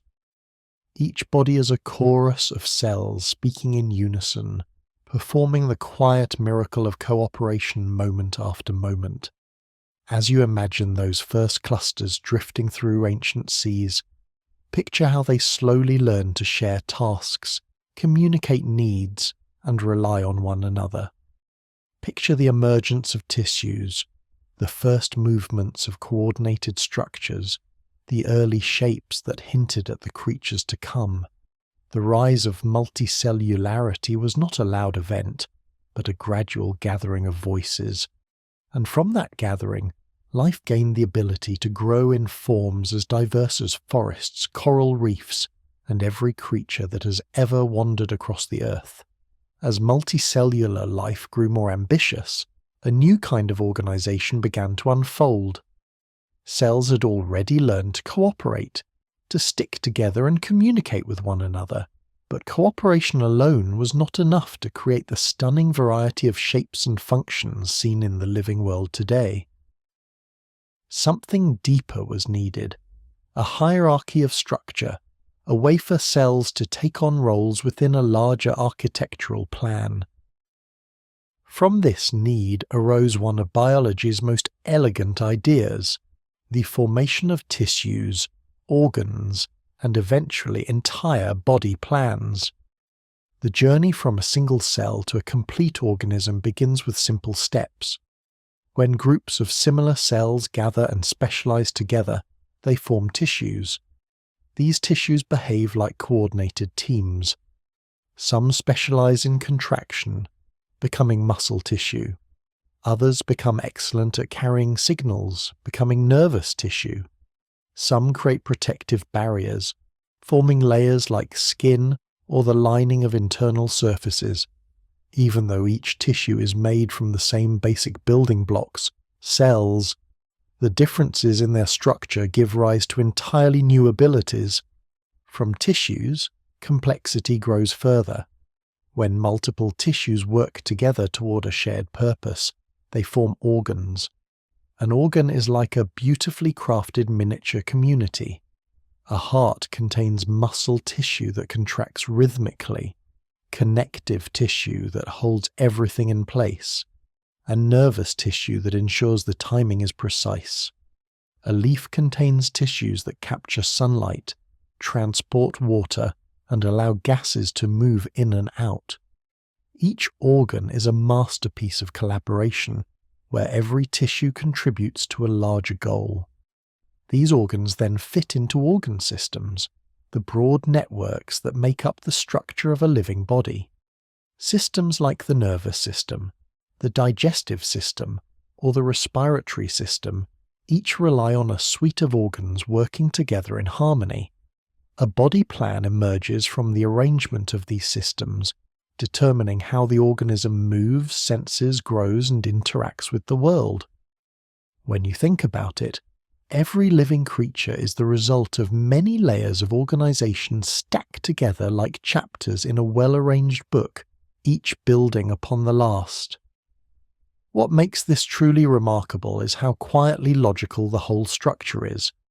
The body plan is not designed in a rigid top-down way. Instead, it arises naturally from simple rules followed during development. When an embryo begins as a single cell and divides, those early divisions create clusters. These clusters begin to sense subtle differences in their environment, such as gradients of signaling molecules. Imagine faint mist drifting through the early embryo with certain areas receiving a little more of one signal and a little less of another. Cells respond to these gradients, adopting specific identities based on where they find themselves. This is the quiet logic of developmental biology. Cells do not require a blueprint drawn in fine detail. They follow simple rules, sense your surroundings, respond to signals, communicate with your neighbors, and act accordingly. Through these small steps, patterns emerge. A cluster might become part of a limb, another part of a spine, another part of the nervous system. Despite the vast complexity of the adult organism, the foundations of its architecture arise from interactions so subtle they could almost be mistaken for whispers. One of the most beautiful patterns in body architecture is symmetry. Many organisms display bilateral symmetry, meaning their left and right sides mirror one another. Others exhibit radial symmetry, like the spokes of a wheel. This symmetry is not merely an aesthetic choice. It arises naturally from how signals spread through developing tissues. When cells receive evenly distributed cues from their center outward, a symmetric structure forms almost automatically. Symmetry also brings practical advantages. It simplifies movement, balances forces, and creates a consistent framework for building complex forms. Another important architectural principle is segmentation. Segments are repeated units arranged in series, like the links of a chain or the vertebrae of a spine. Segmentation allows organisms to grow in length or complexity by repeating a successful pattern. Early in development, certain genes create periodic stripes of activity along the body, guiding cells into repeating structures. Later, these structures can specialize. It is why the segments that make up a caterpillar's body can later transform into dramatically different features: legs, wings, or antennae. Segmentation offers both stability and flexibility, a perfect combination for evolving new forms. Gradients also play a major role in shaping body plans. A gradient is simply a smooth change in concentration from one area to another. Cells interpret these gradients like travelers interpreting shifts in the landscape. A slight increase in one molecule might signal a cell to become part of the head, while a lower concentration pushes it toward forming a tail. Other gradients help establish the back, belly, or limbs. These flowing patterns of information form a map that cells follow, without ever needing to know the full picture. Each cell responds locally, and together they build something astonishingly global. What makes all of this so elegant is how complexity arises from simplicity. The rules that guide development are not complicated. Cells respond to signals, they communicate with neighbors, they divide, specialize, and rearrange themselves. Yet these interactions give rise to structures as intricate as the branching of a lung, the spiraling of a shell, or the pattern of veins in a leaf. Simple instructions repeated many times create the rich diversity of forms in nature. It is the biological equivalent of a choir singing harmonies that no single voice could produce alone. Tissues and organs also illustrate the deep cooperation required for multicellular life to thrive. No tissue succeeds in isolation. Muscle cannot work without nerves. Nerves cannot function without blood supply. Blood vessels require connective tissues to maintain their shape. This interdependence gives organisms resilience. If one area falters, others can support it. Every system contributes to the well-being of the whole, and this connectedness gives multicellular life its extraordinary staying power. It is tempting to think of the body plan as something fixed, but throughout evolution it has been flexible. Early organisms experimented with countless arrangements. Some forms faded away, while others gave rise to lineages still present today. The incredible diversity of life on Earth is a testament to how many ways simple developmental rules can be combined. A slight shift in a gradient, a small change in how cells adhere, or a new timing in communication during development can produce entirely new structures. Over deep time, these small adjustments add up, generating the endless parade of forms that fill our oceans, forests, and skies. When you look at an organism, a tree with spreading branches, a fish with a streamlined body, or a bird with graceful wings, you are witnessing the outcome of countless interactions between cells following simple rules during early development. The elegance of these structures is not imposed from outside, but emerges from the system itself. Biology often works this way, letting complexity arise through self-organization rather than strict instruction. As you imagine this unfolding, picture an embryo as a quiet landscape filled with drifting signals, gradients, and clusters of cells responding to their environment. Picture tissues forming smooth layers, organs beginning to shape themselves, and the early outlines of a body plan appearing softly like lines forming on misted glass. All of it guided by rules so gentle and consistent that every organism, no matter how different, shares echoes of the same underlying logic. The power of tissues, organs, and body plans lies in their unity. They reveal how life builds complexity not through chaos, but through structure and cooperation. They show how simple rules carried out faithfully can give rise to creatures of breathtaking intricacy. And they remind us that inside every living organism, no matter how grand or humble, is a quiet community of cells working together with quiet precision, building a body that can move, sense, grow, and exist in the world. Long before animals swam through oceans or walked across land, life had already begun inventing ways to sense the world. Even the simplest cells needed to detect changes in their surroundings. A shift in temperature, a hint of a nutrient, or the presence of a harmful chemical could influence how a cell behaved. These early forms of signaling were not complicated. They involved molecules drifting toward receptors on cell surfaces, setting off reactions inside. Yet in these quiet exchanges lay the seeds of something far more powerful. Over deep time, these subtle communications would evolve into the first nerve cells, and eventually into nervous systems capable of thought, memory, and awareness. The earliest ancestors of nerve cells likely began as cells that were a little better than others at noticing their environment. Perhaps they had extra receptors or responded more swiftly to certain cues. These cells gained advantages by reacting quickly, helping their organisms move toward food or away from danger. Gradually, evolution favored cells that could send signals as well as receive them, instead of relying only on chemical diffusion, which is slow and unpredictable. These early signaling cells developed long extensions that allowed messages to travel more directly. These extensions were the first whispers of what would become the nervous system. As organisms grew larger and more complex, simple signaling was not enough. A message that took too long to spread through a body might mean the difference between catching food and becoming food. Faster communication became essential.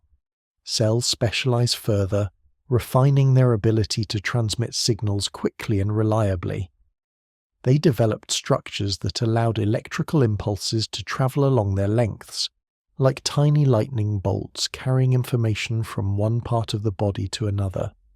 These were the earliest nerve cells, slender but efficient, allowing organisms to coordinate movement in ways that had never been possible before. Once nerve cells existed, networks naturally followed.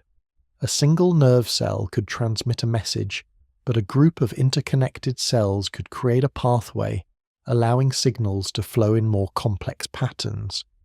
These networks acted like communication webs within the body. They connected tissues, coordinated responses, and helped organisms react more intelligently to their surroundings. A simple touch could trigger a ripple of activity across the network, guiding movement or triggering defensive responses. Over time, clusters of nerve cells formed ganglia, small hubs that handled local processing. Instead of sending every signal across the entire organism, these hubs allowed for quicker, more efficient decision-making. Ganglia helped organisms navigate their environment, respond to predators, or coordinate motion in their limbs. These small centers of activity were early prototypes of what, much later, would become brains. They were not thinking in any conscious sense, but they were solving problems on a level far more sophisticated than anything life had achieved before. As organisms continued to evolve, the networks grew denser. More nerves meant more information could be processed. More ganglia meant more coordinated behaviors became possible. Eventually, in some lineages, these clusters merged into larger central structures. These early brains were nothing like the intricate organs found in animals today. They were small knots of nerve tissue capable of integrating signals and coordinating responses. Yet in these simple forms lay the foundation for memory, perception, and choice. The rise of brains revolutionized how organisms interacted with the world. Instead of reacting purely through reflexes, they could begin to anticipate and adapt. A brain allowed an organism to remember where food had been found, to learn which environments were dangerous, or to refine its movements over time. It allowed creatures to navigate their surroundings with a new kind of intelligence, one that blended instinct with experience. This shift marked a turning point in the history of life, enabling behaviors more complex and flexible than ever before. Movement took on new possibilities. nerve networks coordinated muscles with greater precision, allowing smoother swimming, crawling, and eventually walking. Sensory cells evolved to detect light, sound, pressure, and chemicals, feeding a constant stream of information into the nervous system. With better input came better output. Organisms could now respond to the world with agility and purpose, exploring new areas, escaping threats, and seeking opportunities with heightened awareness. Sensing and moving became intertwined. Eyes developed from light-sensitive patches, ears from pressure-sensing cells, and taste and smell from chemical receptors. Each of these systems fed information into the nervous system, enriching the messages travelling along its pathways. The world grew more vivid to the organisms that inhabited it. They could detect patterns, follow trails, and recognize signals from others of their kind. Life became more dynamic, shaped not only by the environment, but by how organisms perceived that environment. Choice emerged from this growing complexity. A single-celled organism cannot truly choose, it simply reacts. But a creature with a nervous system can weigh options, even in simple ways. It can move toward one stimulus and away from another. It can linger in a beneficial environment or avoid a harmful one. Over countless generations, these small decisions influence survival and reproduction, driving evolution in new directions. Awareness, even in its most basic form, became a powerful tool. As nervous systems expanded, some lineages embraced ever more elaborate forms of organization. Invertebrates developed intricate networks that allowed them to navigate reefs, build shelters, or coordinate movements in huge shoals. Vertebrates developed spinal cords that served as highways for signals, and brains that became increasingly layered and specialized. Each new step added nuance to awareness, enabling behaviors that range from migration to communication to the formation of social structures. Yet despite this enormous variety, the underlying principle remained the same. The nervous system is the body's way of gathering information, processing it, and acting on it. It turns sensation into motion, experience into memory, and patterns into choices. Without it, complex life would be little more than drifting machinery, responding only to immediate chemical cues. With it, life gains the ability to explore, interact, and even reflect. It is fascinating to consider that all of this began with simple chemical exchanges between cells. A small improvement in signaling led to connections. Connections led to networks. Networks led to hubs. Hubs led to brains. And brains, in their many forms, allowed awareness to spread through the tree of life. Even organisms without brains demonstrate behaviors shaped by nervous systems or nerve-like structures. Jellyfish pulse gracefully through water using signals coordinated by nerve nets. Starfish move with purposeful elegance guided by distributed systems along their arms. Awareness does not require complexity, it only requires connection. Awareness itself comes in countless shades. A simple worm senses vibrations in the soil. A bird recognizes patterns in the sky. A dolphin interprets echoes. A human contemplates the meaning of consciousness. Each of these experiences is built from the same fundamental machinery, refined over millions of years, but rooted in the earliest nerve cells that learned to transmit messages more efficiently than chemical diffusion alone could manage. As you let your thoughts drift, imagine awareness spreading through early oceans like a soft glow. At first, it was only a faint ability to sense and respond. Then it brightened, gaining colour and depth as nervous systems grew more sophisticated. Eventually, awareness became one of life's defining features, allowing organisms not only to survive but to experience the world in ways that feel rich, textured, and meaningful. The nervous system is the quiet thread that connects sensation to action, perception to decision, and life to its ever-changing environment. It is life learning to notice, to react, to remember, and ultimately to understand. And in its long evolution, from the simpler signals to the most complex thoughts, it reveals how awareness slowly blossomed across the earth, spreading through the tree of life like a gentle awakening.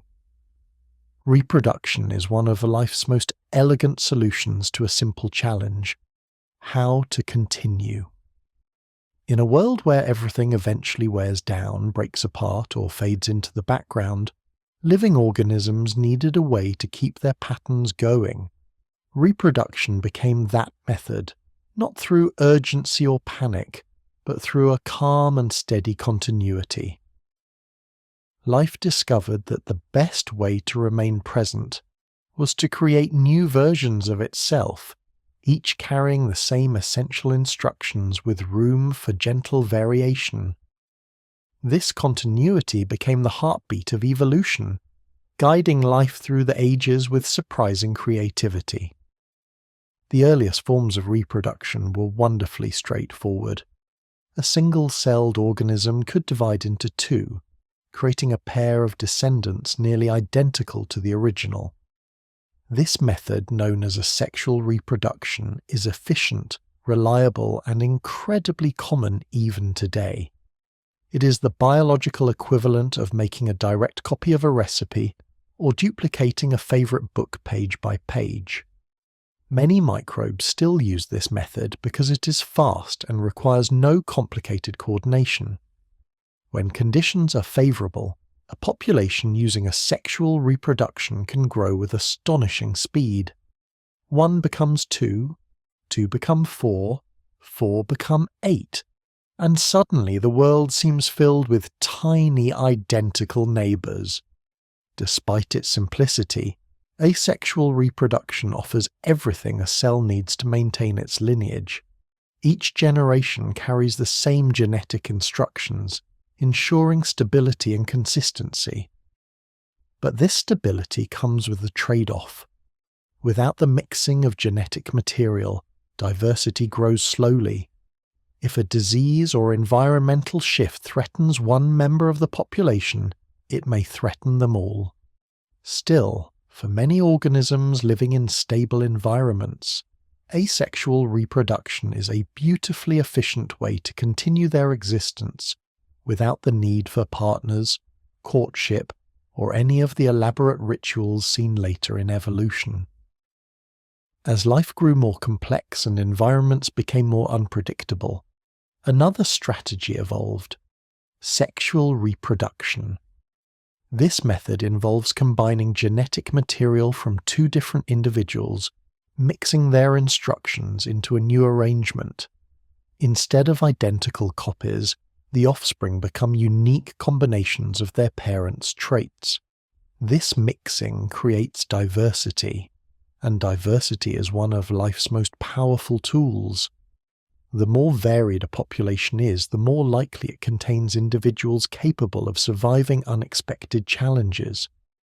Sexual reproduction may seem complicated, and in many species it certainly looks that way, especially when elaborate behaviors, displays, or rituals appear. But at its core, the concept is simple. Each parent contributes half of its genetic instructions, and the resulting offspring inherits a blend of both. This blending reshuffles the deck with every generation, ensuring that no two individuals are exactly the same. Diversity strengthens a population by offering multiple approaches to survival, many of which are discovered entirely by chance. Biology has taken this basic idea and run with it in spectacular ways. Some organisms release their reproductive cells into the water and hope that they meet. Others rely on intricate dances, vibrant colours, or subtle chemical signals to attract mates. Some species reproduce seasonally, synchronizing their activities with the cycles of the environment, while others reproduce continuously, taking advantage of any favorable moment. Many plants rely on pollinators, enlisting insects, birds, or even wind to help share their genetic material. In every case, reproduction remains the quiet but essential thread connecting one generation to the next. Soft humour finds its place in this topic because biology often shows an astonishing willingness to experiment. Some organisms can reproduce both sexually and asexually, switching methods depending on the conditions. It is as if life sometimes says, if one strategy works, why not keep a backup just in case? Certain species have dazzling courtship rituals that seem far more elaborate than strictly necessary. Others have reproductive cycles so peculiar that even scientists occasionally pause and wonder at nature's creativity. Across the living world, reproduction comes in countless forms, each one demonstrating life's refusal to limit itself to a single strategy. In every case, the purpose remains continuity. Reproduction extends the line forward, carrying the patterns of one generation into the next with gentle alterations along the way. For organisms that reproduce asexually, the continuity is direct and smooth. For those that reproduce sexually, continuity comes with diversity, offering new arrangements of existing traits.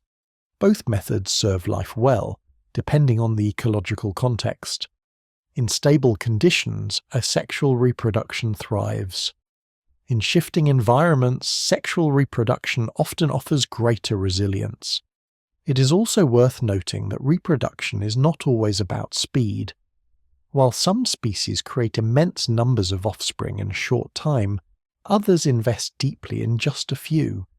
A sea turtle may lay dozens of eggs and leave them to the tides, trusting chance to guide their futures. A whale may give birth to only one calf every few years, nurturing it with extraordinary care.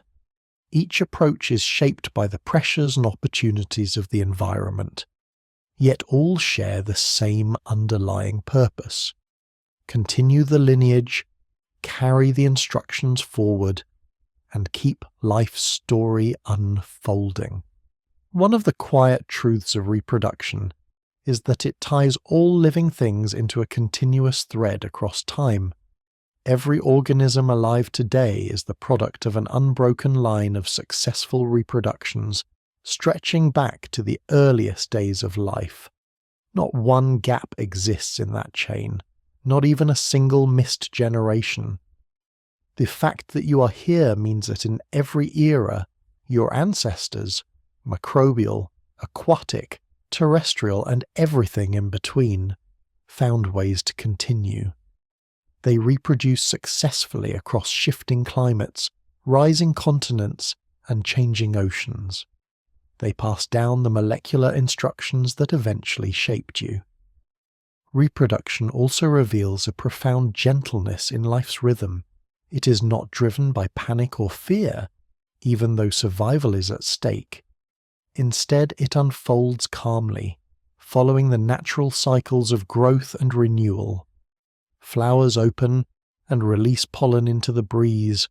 Coral reefs release clouds of reproductive cells under moonlit water. Fish migrate vast distances to spawning grounds. Trees drop seeds that drift on air currents or hitch rides on passing animals. These processes do not hurry. They follow a steady cadence shaped by seasons, tides, and ancient biological clocks. Life's inventiveness in this area is matched only by its persistence. Even organisms that seem vulnerable or delicate often achieve remarkable success through reproduction.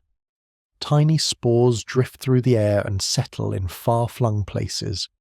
Seeds lie dormant for years, waiting patiently for a drop of water or a ray of sunlight. Microbes divide quietly and steadily, growing into vast populations that sustain entire ecosystems.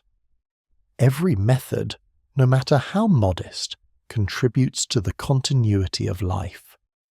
When considering reproduction in this gentle way, it becomes clear that it is not merely a biological process, but a kind of inheritance of hope.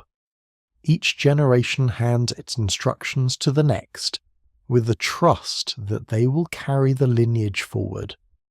The blending of genes in sexual reproduction adds creativity to this hope, exploring new possibilities with each pairing. The faithful copying of genes in asexual reproduction adds stability, ensuring that successful adaptations continue unchanged. As you imagine the long history of life reproducing, from ancient single-celled organisms to the complex creatures of today, you may sense the continuity flowing through the ages. Every organism is both a moment in time and a bridge to the future. Reproduction is life's quiet way of saying, here is what worked before, and here is room to try something new. It is through this balance between constancy and variation that life continues its endless story, generation after generation, across the changing landscapes of Earth. Diversity is evolution's quiet masterpiece, painted not in sudden strokes but in countless small adjustments made across the expanse of deep time. When you look at the living world, at forests filled with layered canopies, oceans humming with hidden life, deserts dotted with resilient plants, and skies crossed by wings of every shape, you are seeing the long, patient work of evolution, exploring what is possible. Diversity is not an accident. It is the natural outcome of life adapting, branching, experimenting, and responding to the countless pressures and opportunities offered by Earth's ever-changing landscape. To understand how such variety emerges, it helps to begin with speciation, the gentle process by which one species becomes two. Despite its monumental consequences, speciation is not dramatic. It often starts quietly when a population is divided by geography, behavior, or ecological preference.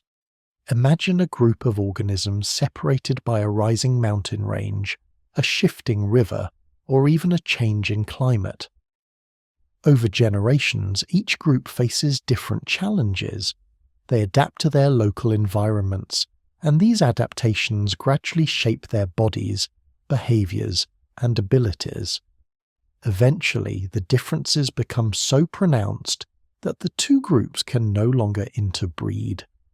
At that moment, a new species has formed, not through any sudden event, but through slow, steady divergence. Speciation is nature's way of creating branching paths in the story of life. Each branch carries its own possibilities. Some species remain similar for long periods, maintaining stable forms because their environments remain steady. Others diverge rapidly, pushed by strong pressures, or drawn toward new opportunities. Over millions of years, these branching events accumulate, creating the tree of life with its countless limbs and twigs, each representing a lineage that has explored its own evolutionary journey. One of the most captivating expressions of diversity arises through adaptive radiations. These occur when a single ancestral species suddenly encounters a wealth of new ecological opportunities. Perhaps a volcanic island forms, blank and untouched, waiting for life to arrive. Perhaps a mass extinction clears ecological niches, leaving openings for survivors to expand into roles they had never occupied before. When these opportunities appear, evolution becomes unusually inventive. A single ancestral species may diversify into many, each adapted to a different way of living. Some may specialize in climbing trees, others in digging burrows, others in swimming, gliding, or feeding on unusual resources. Over time, this explosion of forms creates an entire suite of species, all tracing back to the same humble beginning. Adaptive radiations reveal a truth about evolution. Given space and opportunity, life becomes exuberantly creative, exploring the possibilities of form and function as if delighted by its own imagination. Ecological pressures also play a central role in shaping diversity. These pressures can come from predators, climate, food availability, competition, or even the presence of other species. A bird with a slightly longer beak might reach nectar hidden more deeply in flowers. A fish with a flatter body might slip into narrow crevices for safety. A plant with leaves that angle toward the light might grow more efficiently in shaded environments. These adjustments, small at first, accumulate over generations, sculpting organisms in ways that reflect the challenges and opportunities of their surroundings. Sometimes these pressures create surprising forms. In icy regions, animals grow thick coats or accumulate fat for insulation. In hot deserts, plants reduce their leaves to spines to conserve water. In dense forests, bright colours may evolve for communication, while in open oceans, transparency becomes an advantage. The world's environments act like gentle hands, shaping life in ways that mirror their conditions. Over time, the result is diversity, not random, but beautifully suited to the places where organisms live.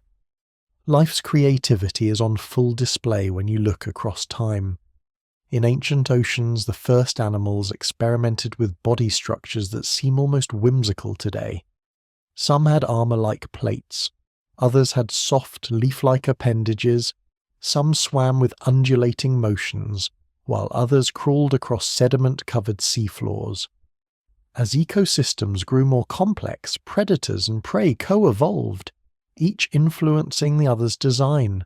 Shells thickened, spikes appeared, speed increased, vision sharpened.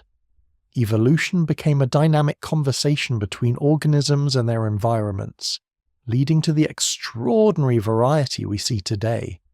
Diversity also reflects the power of small variations. A minor mutation may alter the shape or function of a protein.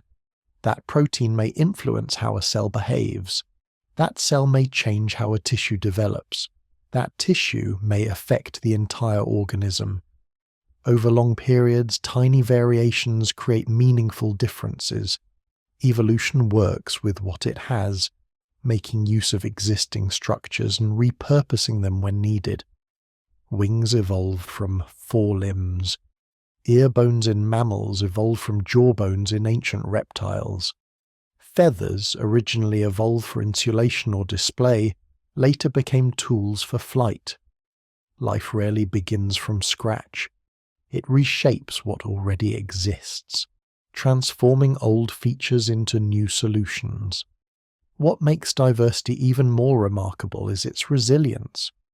Some lineages adapt rapidly, shifting in response to new conditions. Others remain almost unchanged for hundreds of millions of years because their forms continue to serve them well. Horseshoe crabs, for instance, have persisted with relatively few changes, while cichlid fish in certain lakes have diversified into hundreds of species in a comparatively short time. Diversity is not uniform.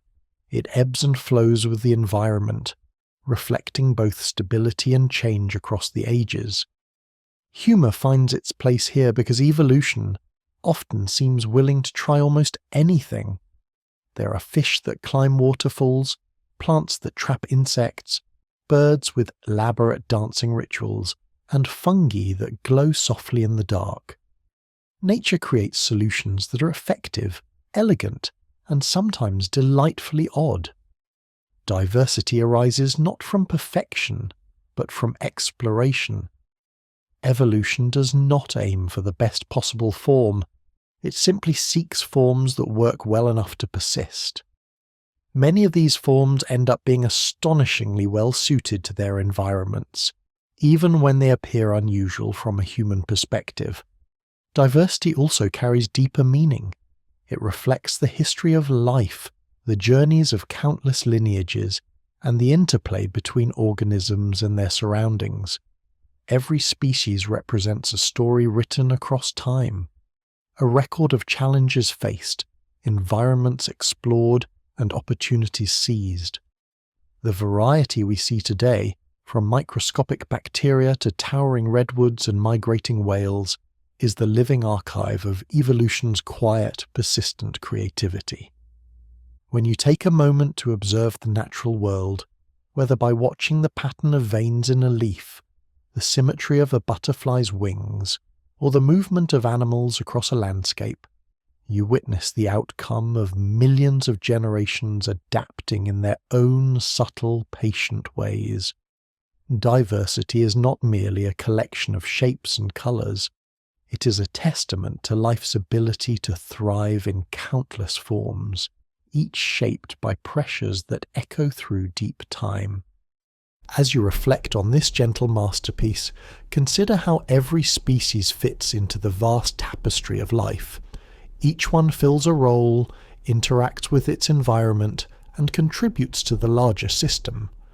Diversity brings stability to ecosystems, allowing them to absorb change and recover from disruption. It also inspires countless moments of wonder, offering glimpses into evolution's imagination. In the quiet unfolding of evolution, diversity stands as one of life's greatest achievements. It shows that from simple beginnings, through slow and steady changes, life can produce an astonishing array of forms. Whether in the depths of the ocean, the heights of mountain ranges, the quiet of forests, or the vastness of open plains, diversity is a celebration of life's endless creativity, written softly but profoundly across the face of the earth. Ecosystems often appear wild and unpredictable at first glance, full of motion and sound and countless interactions unfolding all at once. But beneath the surface they are surprisingly calm in their logic. They operate as quiet networks, each thread linking organisms to one another through the steady flow of energy and the constant cycling of matter. Every forest, coral reef, grassland, lake, and desert is a living tapestry woven from relationships. Nothing exists alone. Everything influences something else, often in ways so subtle that the connections are easy to overlook. Yet these connections are what give ecosystems their strength, their balance, and their remarkable resilience. Energy sits at the heart of every ecosystem. It enters most commonly through sunlight, captured by photosynthetic organisms such as plants, algae, and certain bacteria. Like patient collectors, they gather light and turn it into chemical energy, storing it in leaves, stems, roots, or tiny drifting cells in the water. This transformation is the quiet opening of the ecosystem's story. Without it, nothing else could unfold. Energy flows from these primary producers to the organisms that feed on them, then to the predators that feed on those herbivores, and finally to the scavengers and decomposers that break down the remains. At each step, energy is transformed, used, and eventually released as heat drifting back into the atmosphere. Matter, however, follows a different journey. Unlike energy, which flows in one direction, matter cycles. Nutrients move through the living world again and again, shifting forms as they go. A mineral drawn from the soil by a plant may become part of a leaf. When the leaf falls, fungi and bacteria decompose it, returning nutrients to the ground to be used again. Water evaporates into clouds, falls as rain, flows through rivers, and eventually returns to the sea. Carbon cycles between the atmosphere, organisms, and the earth itself in a graceful loop that has continued for billions of years. These cycles are the earth's quiet way of renewing itself, ensuring that life has the materials it needs to continue. Within this flow of energy and matter, organisms shape each other's lives in surprising ways. A tree does not simply grow alone. Its roots share chemical signals with neighbouring plants. Its fallen leaves feed decomposers on the forest floor. The shade it casts creates cooler pockets of air that influence the growth of understory plants. Insects rely on its branches for food or shelter. Birds build nests among its leaves. Even after the tree falls, it becomes a home for fungi and countless small creatures. Every organism, no matter how stationary or solitary it may seem, is engaged in countless interactions that ripple outward. Food webs are one of the clearest illustrations of these interactions. Instead of a simple chain of who eats whom, food webs reveal the complexity of relationships within an ecosystem. A single species may rely on many sources of food, and many species may depend on that same organism. Predators influence the behavior of their prey, which in turn influences the plants those prey feed on. Remove one species from a food web, and the effects can cascade across the entire system. Sometimes the changes are gentle and subtle, other times they are dramatic, reshaping the ecosystem in ways no one could have predicted. Each organism occupies a niche, a quiet role shaped by its behaviors, preferences, and interactions with the world. A niche includes what an organism eats, where it lives, how it finds shelter when it is active, and how it contributes to the ecosystem. Two species may appear similar but fit into different niches. This reduces competition and allows many forms of life to coexist in the same place.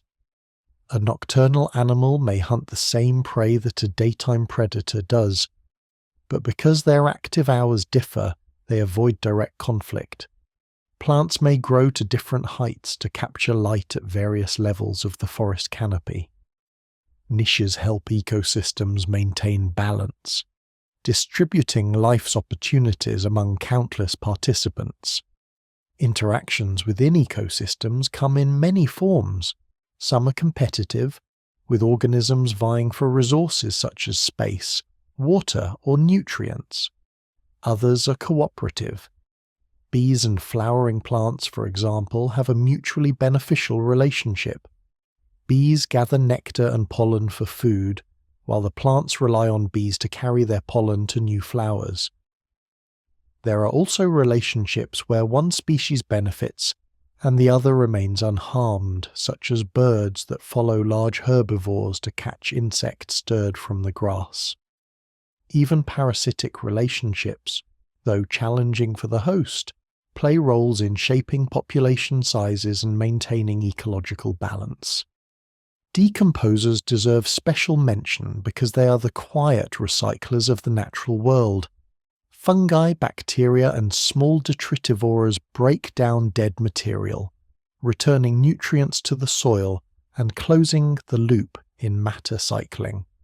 Without decomposers, ecosystems would grind to a halt under the weight of their own waste. Instead, decomposition transforms fallen leaves, old wood, and the remains of animals into nourishment for new life.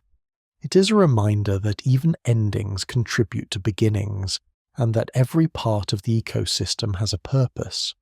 Ecosystems are not static. They shift with the seasons, respond to climate, and evolve as species come and go. After a forest fire, pioneer species like grasses and shrubs move in first, stabilizing the soil and creating conditions for young trees to grow. Over time, a mature forest may return, shaped by the history of what came before. In coral reefs, storms may break sections of reef, but new corals soon sprout in the open spaces, creating fresh habitat for fish and invertebrates. Ecosystems adapt to disturbances through cycles of renewal, showing resilience even after significant change. Despite their complexity, ecosystems do not operate chaotically. Their networks provide structure, subtly guiding how energy flows, how matter cycles, and how organisms interact. They are shaped by patterns, some visible and others hidden. Predator populations rise and fall with the availability of prey. Plant communities shift with changes in rainfall. Migrating animals influence ecosystems thousands of kilometers apart. These patterns give ecosystems a rhythm, a sense of order underlying their apparent wildness. Humour finds its place here in the small quirks of ecological relationships. Some plants rely on animals to disperse their seeds, effectively convincing birds to carry their future offspring far away. Certain fungi manipulate insects into climbing to high places before releasing spores, as if the fungi were politely requesting better delivery services. Even the competition among trees can seem oddly polite at times, with roots growing around one another in a quiet negotiation for space. Biology has a playful side, even in the structure of ecosystems. When you look at the world through the lens of ecology, you see that everything is connected. The air you breathe may contain oxygen released by a tree half a world away. The nutrients in your food may have once flowed through soil shaped by microbes working tirelessly out of sight. Rivers carry minerals from mountains to oceans, nourishing plankton that feed creatures as large as whales. These connections are not loud or obvious, but they are powerful. Ecosystems remind us that life is not a collection of isolated individuals. It is a web, a shared space where every organism contributes something and receives something in return. The strength of that web lies in diversity, in the countless interactions that support stability and resilience. When one thread shifts, the others adjust. When one species declines, another may rise. Through these changes, the ecosystem continues. As you imagine ecosystems now, picture them not as chaotic wilderness, but as quiet networks humming with interaction. A forest canopy filtering sunlight, grasslands swaying as grazing animals pass through, tide pools shimmering with life that depends on every rush of water. Each ecosystem is a living conversation carried out over centuries, shaped by energy, matter, and the steady interplay of species. And in this gentle, interconnected world, every organism, from the smallest microbe to the largest tree, belongs to the same shared story, woven together in the web of life. Life rarely goes it alone. Even the organisms that seem most solitary carry companions, collaborators, helpers, and sometimes unwelcome guests. Symbiosis, the intertwining of lives, is one of biology's most striking themes. It is a spectrum of relationships that stretches from deep cooperation to quiet coexistence, to clever exploitation. Through these relationships, ecosystems take shape, species evolve new abilities, and life becomes richer and more complex. If nature were a university dormitory, it would be one where everyone has at least 3 roommates, many of whom moved in uninvited, yet somehow became essential to daily life. Symbiosis comes in several forms, and the gentlest among them is mutualism. In mutualistic relationships, both partners benefit. These partnerships often emerge slowly, shaped by tiny improvements that become profound over time. One of the best-known examples is the relationship between flowering plants and their pollinators. Bees gather nectar and pollen for nourishment, while plants rely on bees to ferry their pollen from flower to flower. It is a system so elegant that it reshaped entire landscapes, filling them with colour, fragrance, and movement. Hummingbirds, bats, butterflies, and even some lizards have joined this grand exchange, each adapting in its own way to the plants it visits. Another form of mutualism occurs underground, hidden from view. Many plants form alliances with fungi in the soil, creating networks known as mycorrhizae. The fungi extend far into the earth, gathering nutrients such as phosphorus and nitrogen. In return, the plants share some of the sugars they produce through photosynthesis. These relationships knit forests and grasslands together. A tree may share resources with its neighbours through fungal networks, helping seedlings survive or supporting older trees that are struggling. The soil becomes a quiet communication system where nutrients flow like whispered encouragements between living things. There are mutualistic relationships in the ocean too. Coral reefs depend on tiny algae living within coral cells. These algae provide energy through photosynthesis, while the coral offers shelter and nutrients.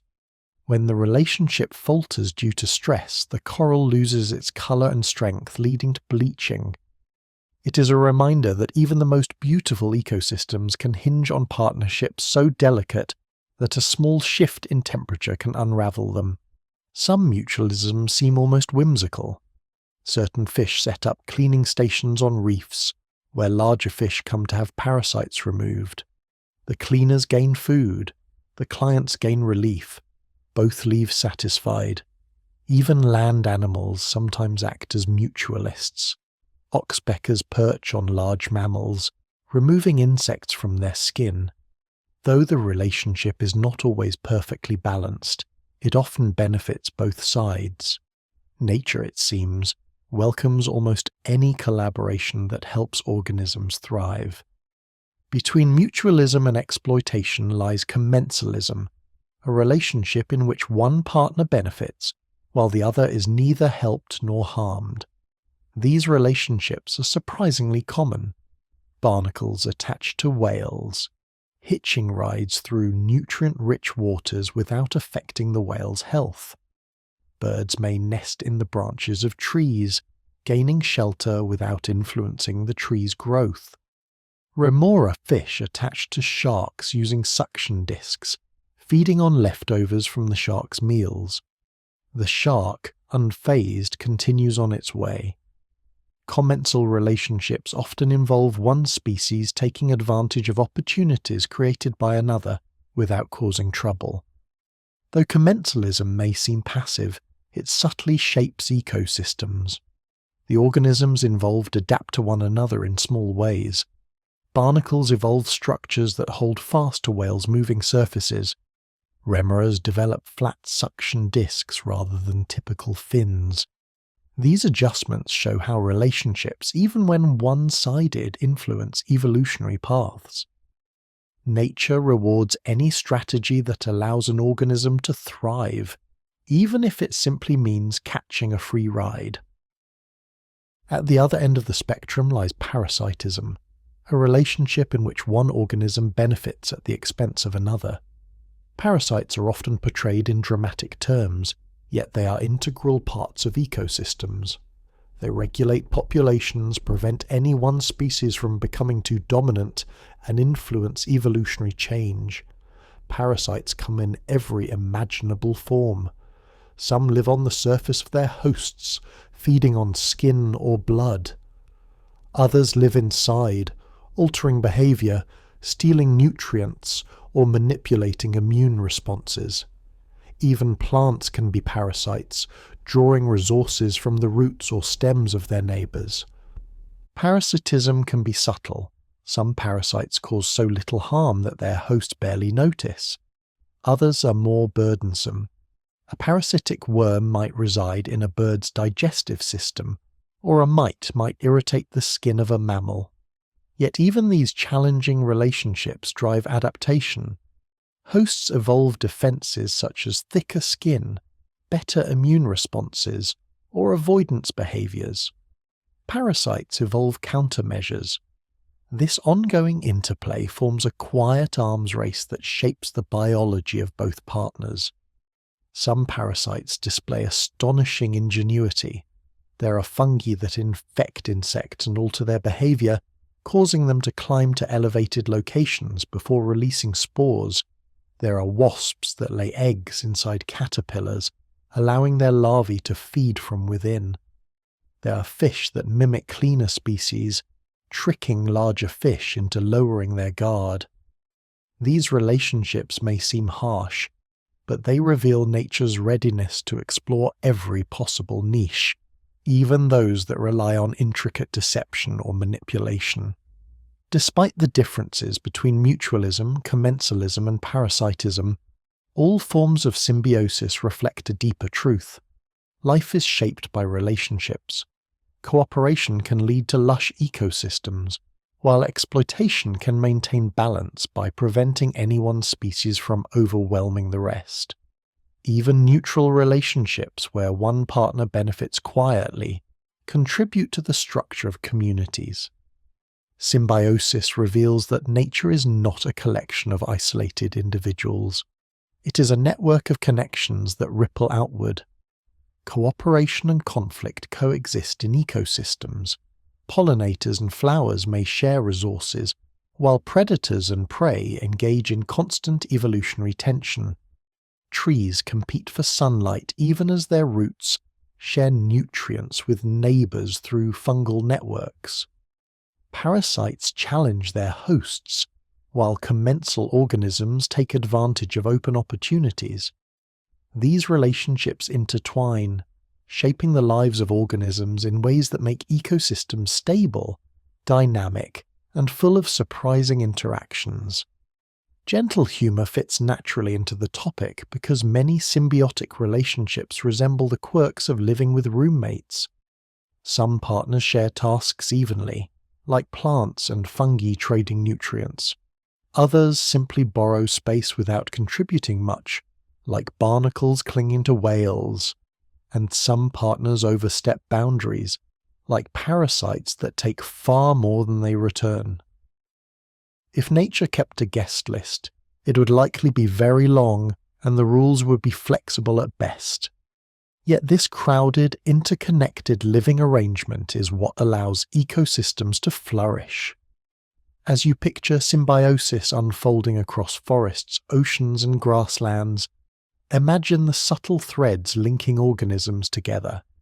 A tree feeding a fungus feeding a tree, a bird nesting in branches, a parasite nudging its host into strange behavior, a pollinator moving from flower to flower, distributing life with every visit.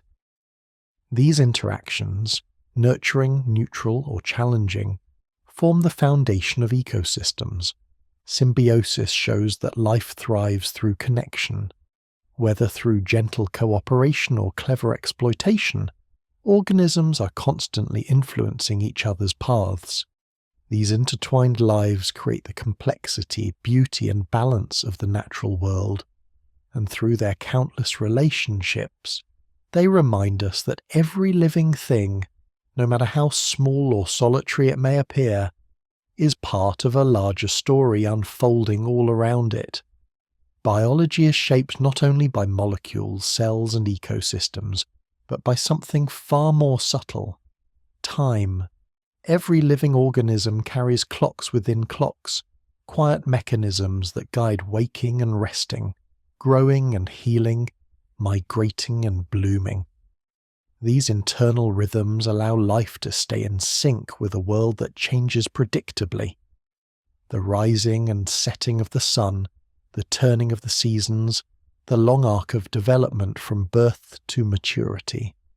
Biological time is the soft metronome behind every heartbeat, every leaf unfurling, every bird taking flight at the right moment. It is one of life's most elegant and least visible inventions. Perhaps the most familiar of these biological clocks is the circadian rhythm, the roughly 24-hour cycle that influences sleep, metabolism, hormone release, and countless other processes.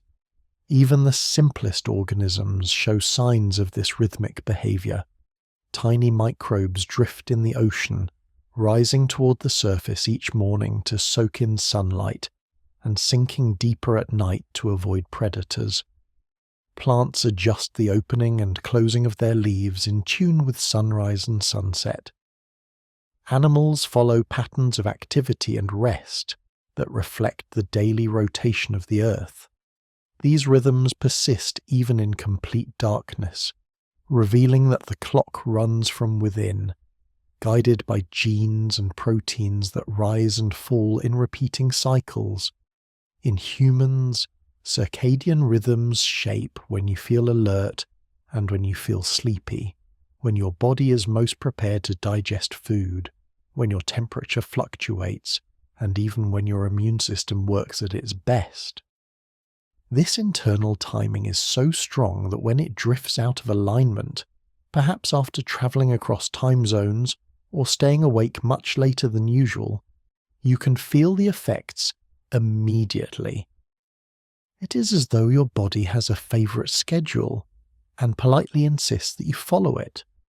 At the centre of this rhythm is a small region in the brain that keeps time with remarkable accuracy, synchronizing itself each day to the cycle of light and dark. But biological time extends far beyond the daily cycle. Many organisms follow seasonal clocks, responding to the slow shift from winter to spring or autumn to winter. These seasonal rhythms guide migration, reproduction, and hibernation. Birds begin long journeys across continents not because they check weather forecasts, but because their internal clock sense changes in day length. Plants bloom when the days reach a certain duration, ensuring that pollinators will be active when their flowers open.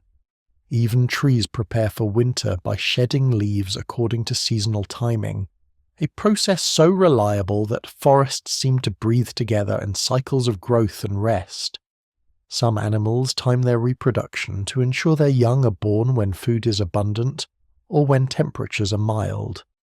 Certain species of insects emerge only during specific weeks of the year, synchronizing their entire life cycles to the seasonal clock. The vast migrations of animals, from monarch butterflies that travel across multiple generations to whales that cross oceans, are guided by these internal calendars.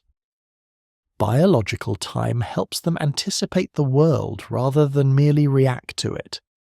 Even within an individual organism, many forms of timing unfold simultaneously. Developmental timing is one of the most intricate. A seed does not sprout the moment it touches soil. It waits for cues such as moisture, temperature, or light. A caterpillar grows until a precise moment when internal signals trigger metamorphosis. Human development follows its own timing as well, from the formation of organs in the womb to the unfolding of childhood milestones to the gradual shifts that accompany adulthood and aging. These processes are guided by internal clocks that measure more than hours or seasons. They measure biological readiness. Some of these developmental clocks operate on astonishing schedules. There are plants that wait years before blooming, releasing their flowers only when certain environmental and internal conditions align. There are cicadas that emerge from the soil after 13 or 17 years, synchronized with such precision that entire forests suddenly hum with their chorus. These rhythms are not guesses. They are deeply encoded patterns of timekeeping honed through evolution. They allow organisms to avoid predators, take advantage of resources, or survive difficult conditions. Cells too operate according to internal clocks. The cell cycle, which guides how and when a cell divides, follows a carefully timed sequence. Proteins rise and fall in predictable waves, ensuring that DNA is copied at the right moment, that the cell prepares for division, and that it completes the process safely. This timing prevents chaos within tissues and keeps growth under control. Even healing after an injury follows a rhythmic progression, with certain cells activating at specific times to repair tissue, rebuild structures, and quiet inflammation. On an even smaller scale, some molecular processes oscillate in ways that resemble tiny ticking clocks. Hormones are released in pulses that follow daily or monthly rhythms. Metabolic pathways speed up or slow down based on the time of day. Neurons fire in rhythmic patterns that influence sleep cycles and attention. Biological time is not a single rhythm but a symphony of overlapping rhythms, each one contributing to the harmony of life. Humour finds its place here because many of these rhythms display a kind of stubborn loyalty to their schedules. Anyone who has tried to convince their body to wake up earlier than usual knows how resistant circadian rhythms can be. Plants, too, keep their routines with unwavering dedication. If you ever bring a houseplant into a room with artificial light at unexpected times, it may look slightly offended by the disruption. Even animals in zoos, far from their natural environments, often follow the timing encoded within them, waiting for migrations that no longer occur or seeking seasonal conditions that no longer apply. Biological time also shapes ecosystems. The timing of flowering plants influences pollinators. The timing of insect hatches influences birds. The timing of rainfall influences entire food webs. When rhythms align, ecosystems flow smoothly. When they fall out of sync, perhaps due to changes in climate, disruptions ripple outward. Flowers may bloom before pollinators arrive. Birds may migrate too early or too late for peak. Food availability. Even small shifts in timing can influence the delicate balance of ecosystems. What makes biological time so extraordinary is that it connects every scale of life, from genes to organisms to entire landscapes. Inside you, molecules keep rhythm with the turning of the earth.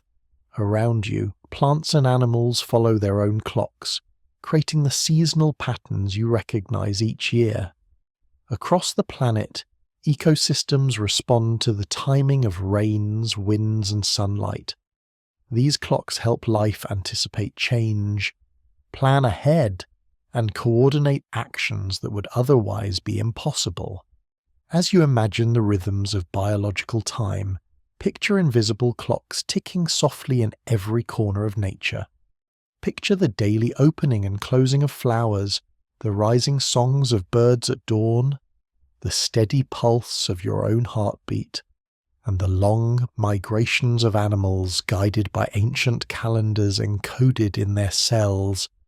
Picture the developmental steps that unfold in perfect sequence, shaping everything from embryos to forests.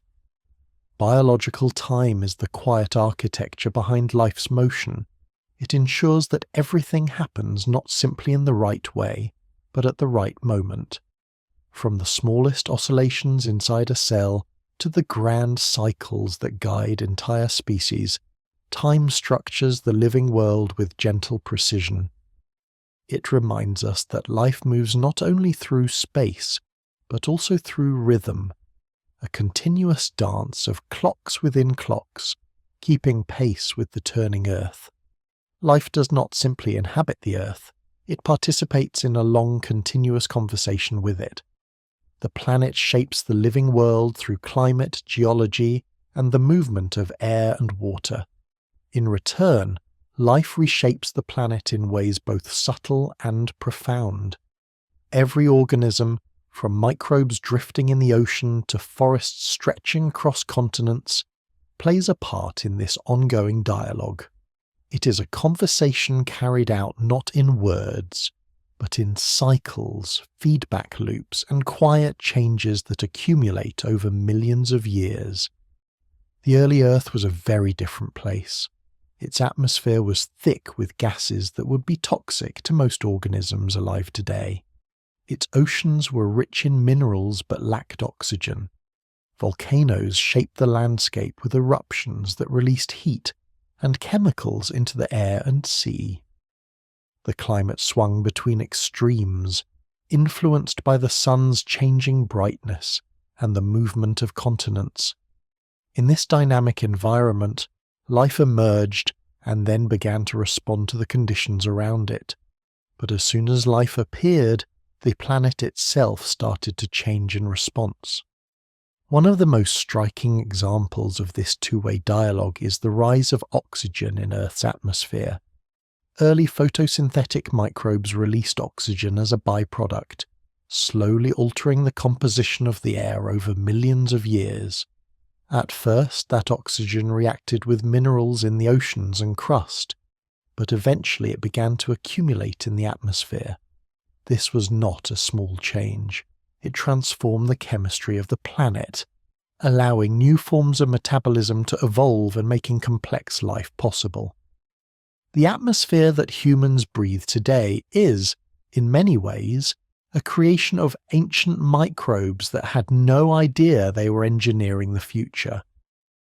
The oceans also participate in this exchange. Their temperature, salinity, and currents influence life at every scale. Plankton flourish where nutrients rise from deep waters. Coral reefs depend on warm, clear seas. Kelp forests sway in nutrient-rich currents. Yet life shapes the oceans in return. Plankton capture enormous amounts of carbon from the atmosphere, pulling it into the ocean depths when they die and sink. Coral reefs create vast structures that alter water flow and provide habitat for animals.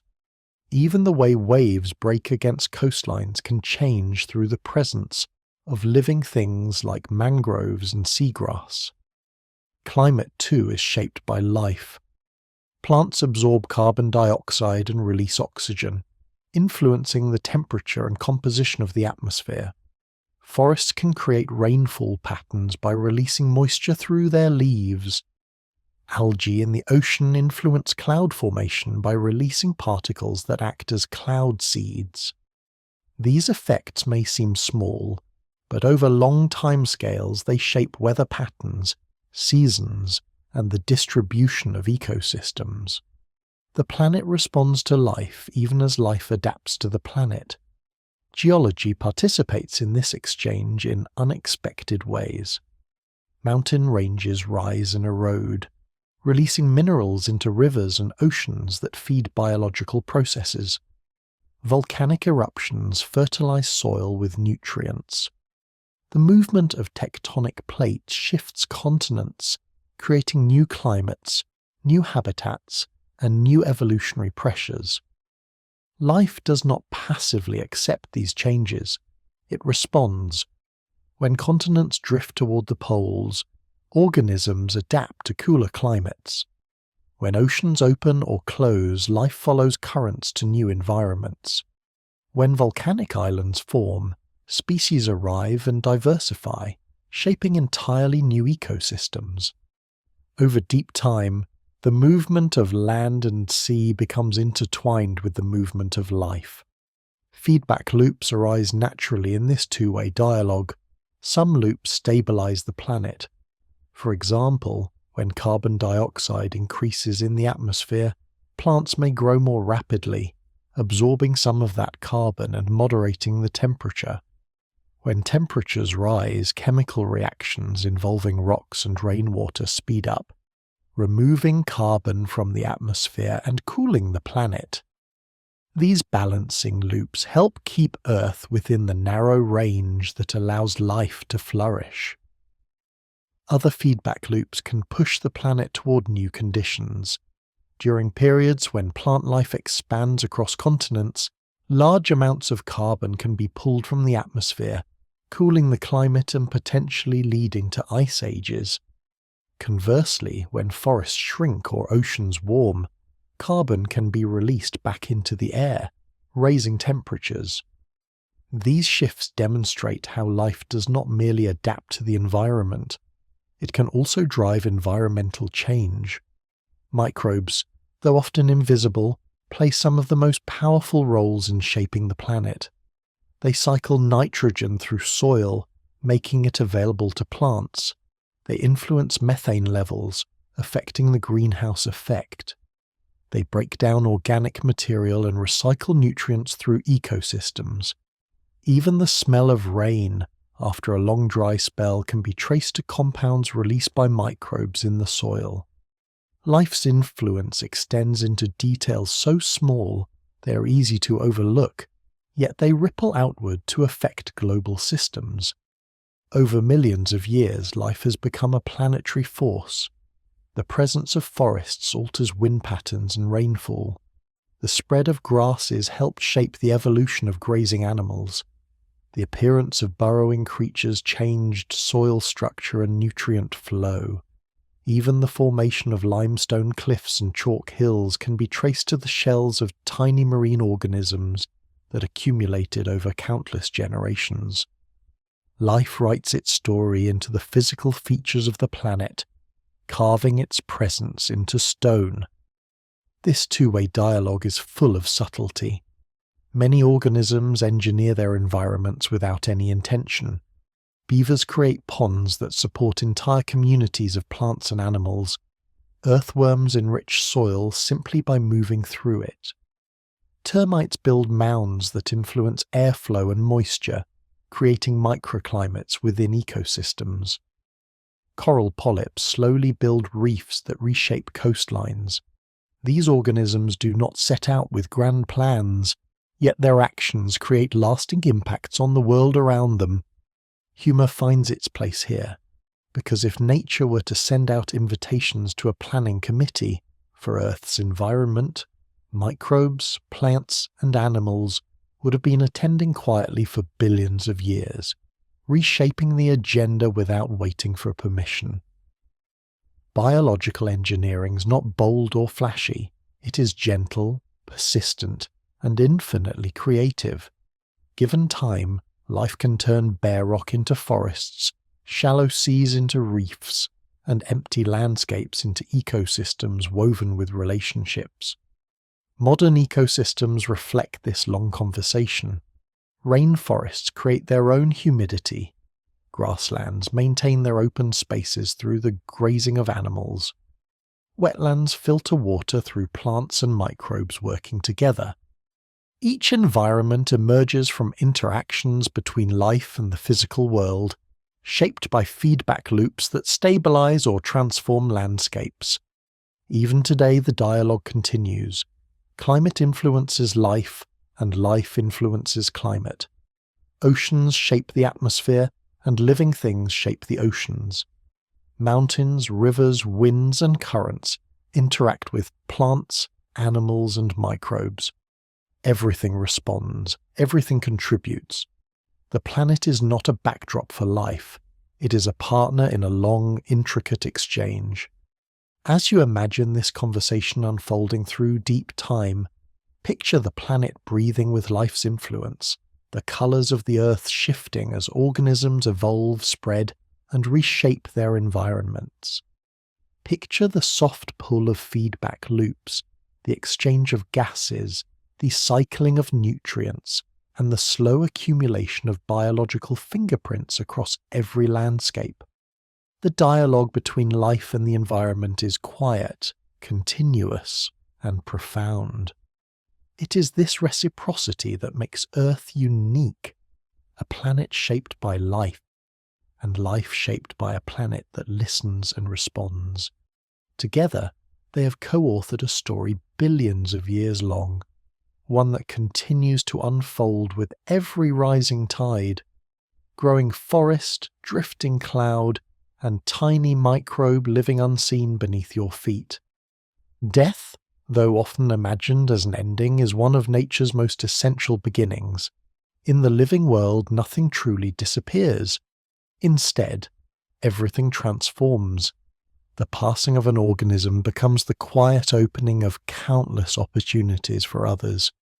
Nutrients are returned to the soil, energy flows into new forms, and the cycle of life continues with gentle, rhythmic certainty.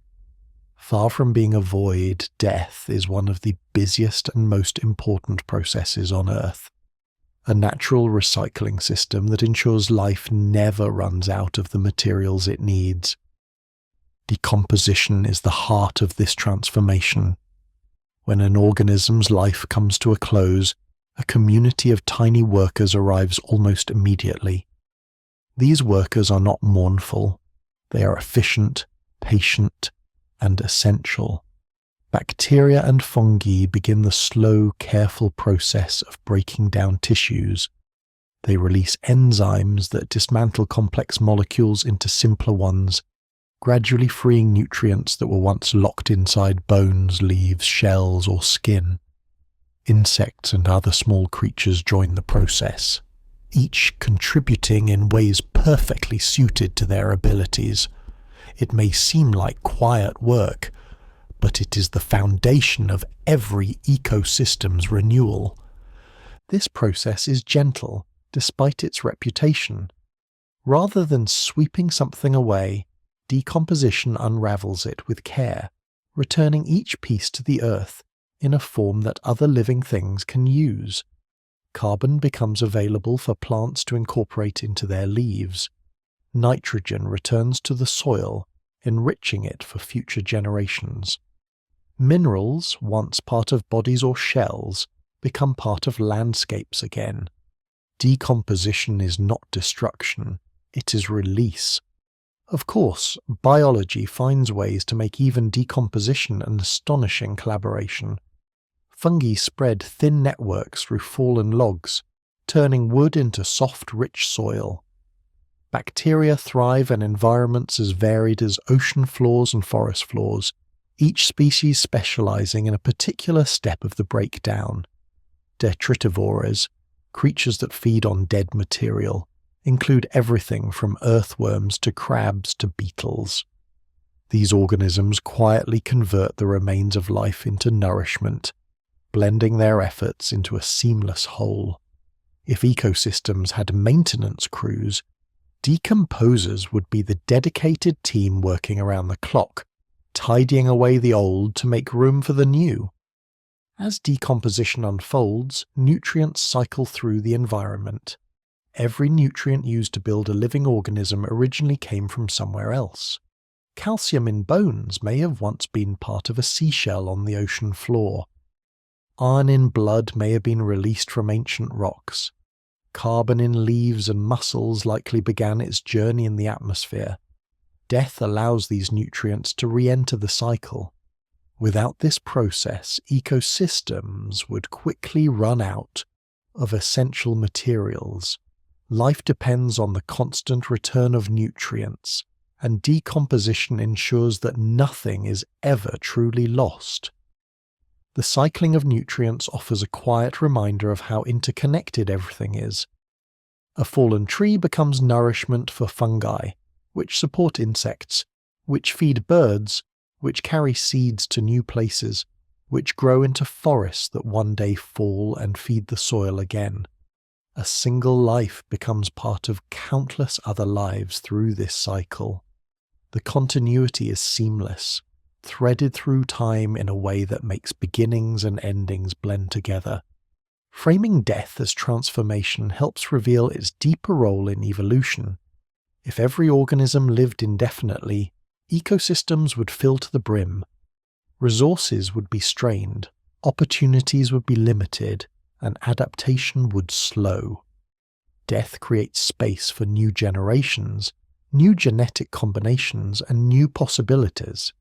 It maintains balance, allowing species to shift, diversify, and explore new ways of living. Though the idea may seem somber at first, it reflects one of nature's most profound truths. Life flows forward because each generation makes room for the next. This continuity across generations gives death a softer meaning. When an organism dies, its physical form returns to the earth, but its lineage continues through its offspring and through the ripple effects it had during its life. The nutrients it absorbed become part of new plants. The energy it carried disperses into other beings. Even its behaviors, learned or instinctive, may echo through descendants. Life is a tapestry where each thread contributes to the whole, even after it has been woven in. Many organisms have built their lives round this cycle. Vultures elegantly clean landscapes by consuming remains that would otherwise linger. Certain beetles specialize in rolling away fragments of the past to feed their young. Forests rely on fallen trees, known as nurse logs, to create fertile ground for seedlings. Coral reefs grow on the remains of earlier reefs, layer upon layer, building vast structures shaped by centuries of life, death, and renewal. Everywhere you look, ecosystems embrace death as part of their architecture. Humour gently fits into this topic because nature occasionally displays an almost practical attitude toward recycling. A fallen tree becomes a bustling apartment complex for fungi, moss, insects, and small mammals. A single decomposing leaf might become a feast for dozens of tiny organisms, each taking its share and passing the rest along. If nature wrote a recycling policy, it would be remarkably efficient, and much more comprehensive than anything humans have managed to design. Even on the grandest scale, death has shaped the planet. Ancient mass extinctions cleared ecological space for new groups of organisms to flourish. Entire eras of life unfolded because earlier ones came to an end. This is not to diminish the loss involved, but to recognize that Earth's history is full of cycles, some slow, some sudden, each one leading to new forms and new expressions of life. The world we know today, from birds in the sky to forests on land, owes its existence to the countless transformations that came before. On the smallest scale, death supports life by creating the richness needed for new growth. Soil, that dark and humble substance underfoot, is almost entirely the product of decomposition. It holds the remains of leaves, roots, microbes, insects and minerals from ages past. Every forest floor, every field, every garden thrives because of this intricate blend. Without decomposition, soil would vanish, plants could not grow, and ecosystems would collapse. Death, quietly and steadily, builds the foundations for life to rise again. When viewed through this lens, death becomes less about disappearance and more about change. Life continues not despite death, but because of it. Bodies return to the earth, nutrients re-enter cycles, ecosystems renew themselves, and generations unfold. Each living thing participates in this gentle exchange, giving and receiving across time. The boundary between life and death softens into a continuum where everything becomes part of something else. As you imagine this cycle, picture leaves falling in autumn, not as endings but as promises. Picture a forest nourished by past generations. Picture the soil beneath your feet, rich with history. Picture the way every breath you take includes oxygen produced by organisms long gone. Death is transformation, a quiet shift from one form to another, ensuring that life never ceases its patient, graceful renewal. In this way, death is not nature's failure or flaw. It is one of nature's greatest systems, a recycling process so elegant and essential that without it, the world would fall silent. Instead, the world continues to grow, bloom, and evolve, carried forward by the unseen work of countless organisms returning their gifts to the earth. Intelligence is often imagined as something rare, perched delicately atop the human mind like a fragile crown. But in truth, intelligence is woven through the living world in countless forms. It appears wherever life has found value in sensing, remembering, adapting, and solving the small puzzles that shape survival. Some forms of intelligence are obvious, expressed in problem-solving and communication. Others are quieter, hidden in the behaviors of creatures that do not speak or build tools, but still navigate their worlds with remarkable skill. Intelligence, at its core, is life thinking about life, responding to challenges through networks of cells, neurons, or chemical signals that allow organisms to meet the moment with something more than instinct alone. In its simplest expression, intelligence emerges from the ability to sense the environment and make decisions based on those sensations. Even single-celled organisms show a modest form of this. A bacterium can move toward nutrients and away from harm, using chemical gradients as guides. Slime molds, though lacking a brain entirely, can solve mazes by exploring all paths and retracting from the ones that lead nowhere. They extend their networks along routes that offer the best nourishment, leaving behind a pattern that echoes the logic of decision-making. These tiny behaviors remind us that intelligence begins long before complex nervous systems appear. As organisms gain neurons, the potential for intelligence expands. Nerve cells link together into networks, allowing signals to travel faster and farther. Early nervous systems were simple, consisting of webs spread through the body like soft wiring. These networks allowed creatures to coordinate movement, respond to touch, and navigate their environments with increasing sophistication.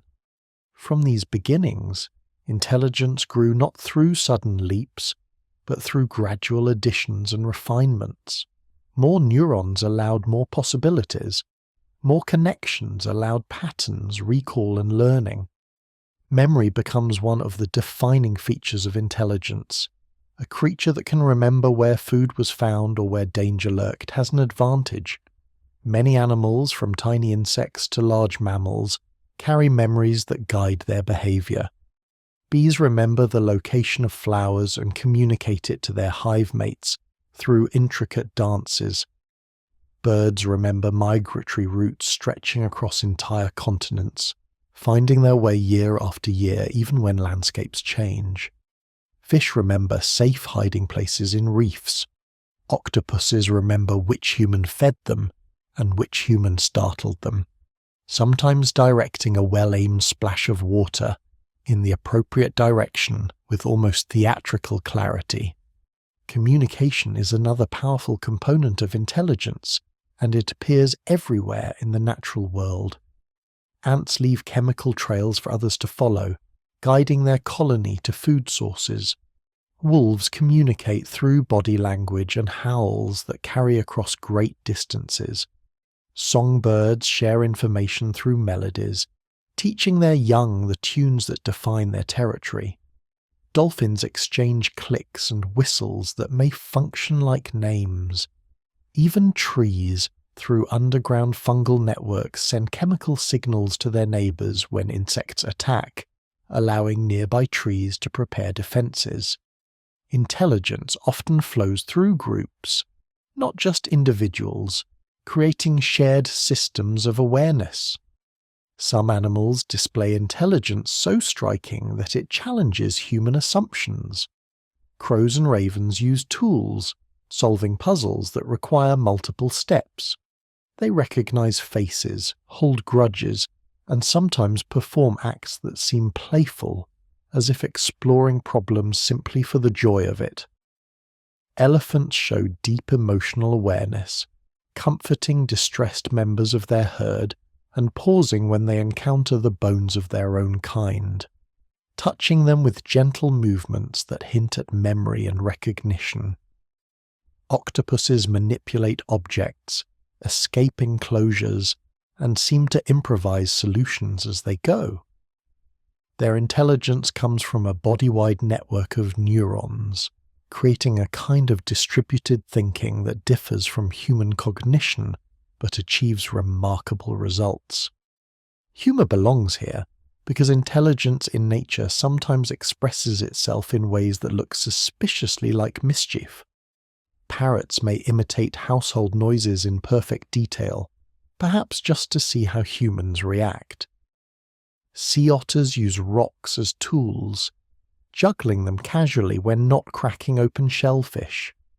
Certain monkeys learn how to trade items for food, sometimes escalating their skills to include stealing objects of value purely to negotiate better rewards. Intelligence is not only practical, it often appears to carry a spark of curiosity, a willingness to explore the world beyond immediate necessity.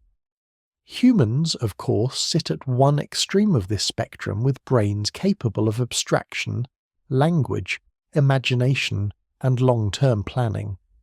But even human intelligence arises from networks of neurons responding to the world in familiar ways. The difference is one of degree, not kind.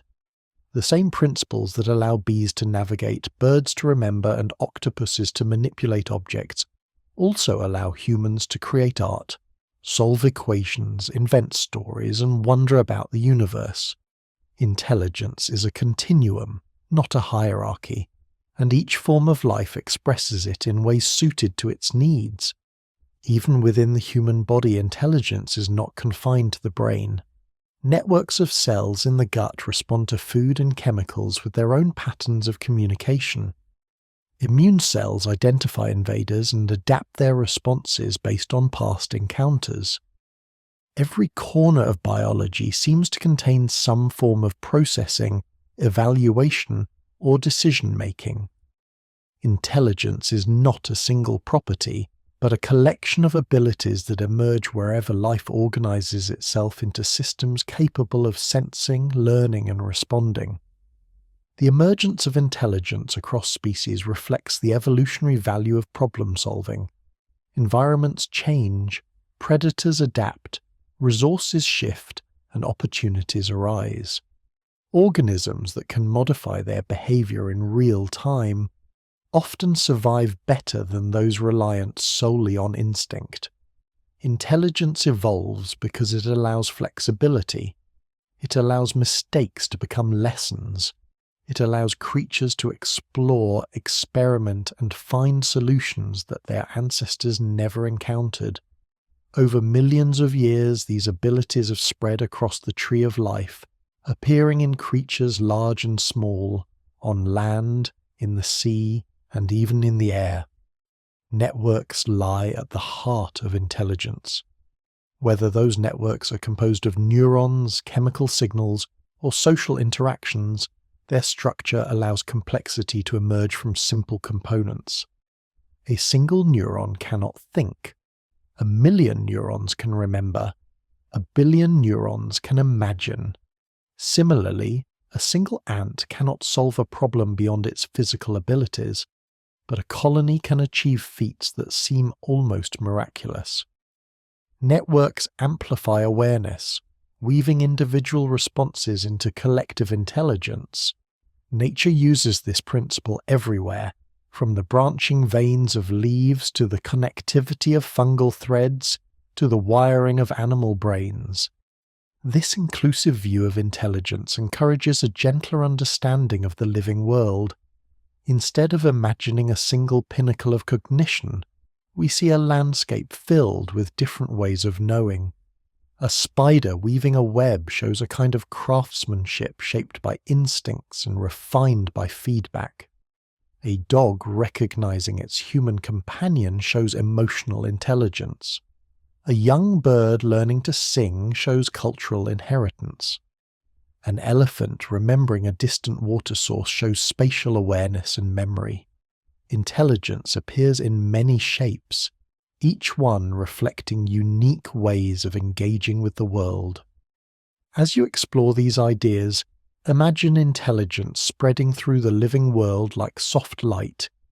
It glows in the problem-solving of crows, the navigation of sea turtles, the cooperative hunting of dolphins, the dances of bees, the communication of trees, and the curiosity of octopuses exploring their surroundings with delicate arms. It appears wherever life has found value in thinking, remembering, or adapting. It reminds us that the earth is not only alive but aware in countless small ways. In this gentle view, intelligence becomes one of life's most remarkable creations, not because it belongs to one species, but because it belongs to many. It is life reflecting on itself, exploring possibilities, and responding to challenges with creativity and care. And as long as life continues, intelligence in all its forms will continue to grow, adapt, and express itself through the living networks that connect everything on Earth. Life's story is vast, but when you trace its threads carefully, you begin to feel how quietly everything unfolds. From the first shimmering molecules learning to copy themselves, all the way to forests breathing in rhythm with the seasons and animals navigating the world through memory and light. Life reveals itself not as a frantic scramble, but as a continuous, gentle pattern. Each chapter you've wandered through has carried a different shape of that pattern. Cells organizing themselves, energy flowing, minds awakening, ecosystems weaving their connections. Yet all of it belongs to a single, steady movement that has lasted for billions of years. As you rest here at the end of this journey, the details naturally soften. What remains is the feeling of life as a calm, ongoing conversation between organisms and the world around them, a shaping and reshaping, a listening and responding. Life is not a single invention or a single moment. It is a vast, patient unfolding, one that continues even now in places you may never see, in creatures you may never meet, and in the quiet workings inside your own cells. There is something comforting in that continuity. You're not separate from the biology you have just explored. You belong to it, carried by the same rules, supported by the same flows of energy and matter, held within the same long web of inheritance stretching back to the earliest days of the Earth. Thank you for spending this peaceful time exploring the natural world. Your presence here, listening gently, adds your own quiet thread to this long tapestry. It is easy to forget, in the rush of daily tasks, that every breath you take is part of a cycle shaped by forests and oceans, that every step you take is supported by soils enriched by generations of life returning to the earth, that every moment of awareness is built from networks born from ancient cells, learning to sense the world. Being reminded of these connections can be grounding, a way of coming back to yourself and to the steady rhythms that surround you. If you are listening in the stillness of the evening, you may feel your body settling as the ideas drift and fade. Let them soften. Let them become sensations rather than thoughts. These stories of life are here to offer understanding, yes, but also reassurance, a reminder that the world is full of quiet processes carrying on without haste, supporting one another in balanced, dependable ways. You do not need to hold on to every detail. You can simply rest inside the feeling of continuity, knowing that life has always found a way to move gently forward. If sleep begins to tug at you, you're welcome to follow it. Let the rhythm of your breathing join the rhythm of everything else. Let the day fall away, knowing that the same patterns shaping forests, oceans, and countless living things have been guiding the world long before you arrived and will continue long after. You're part of something steady, something that does not rush. And if you remain awake a little longer, that is fine too. There is calmness in being here, at the quiet edge of a long story, where the complexity settles into simplicity. Life is not a puzzle to be solved tonight.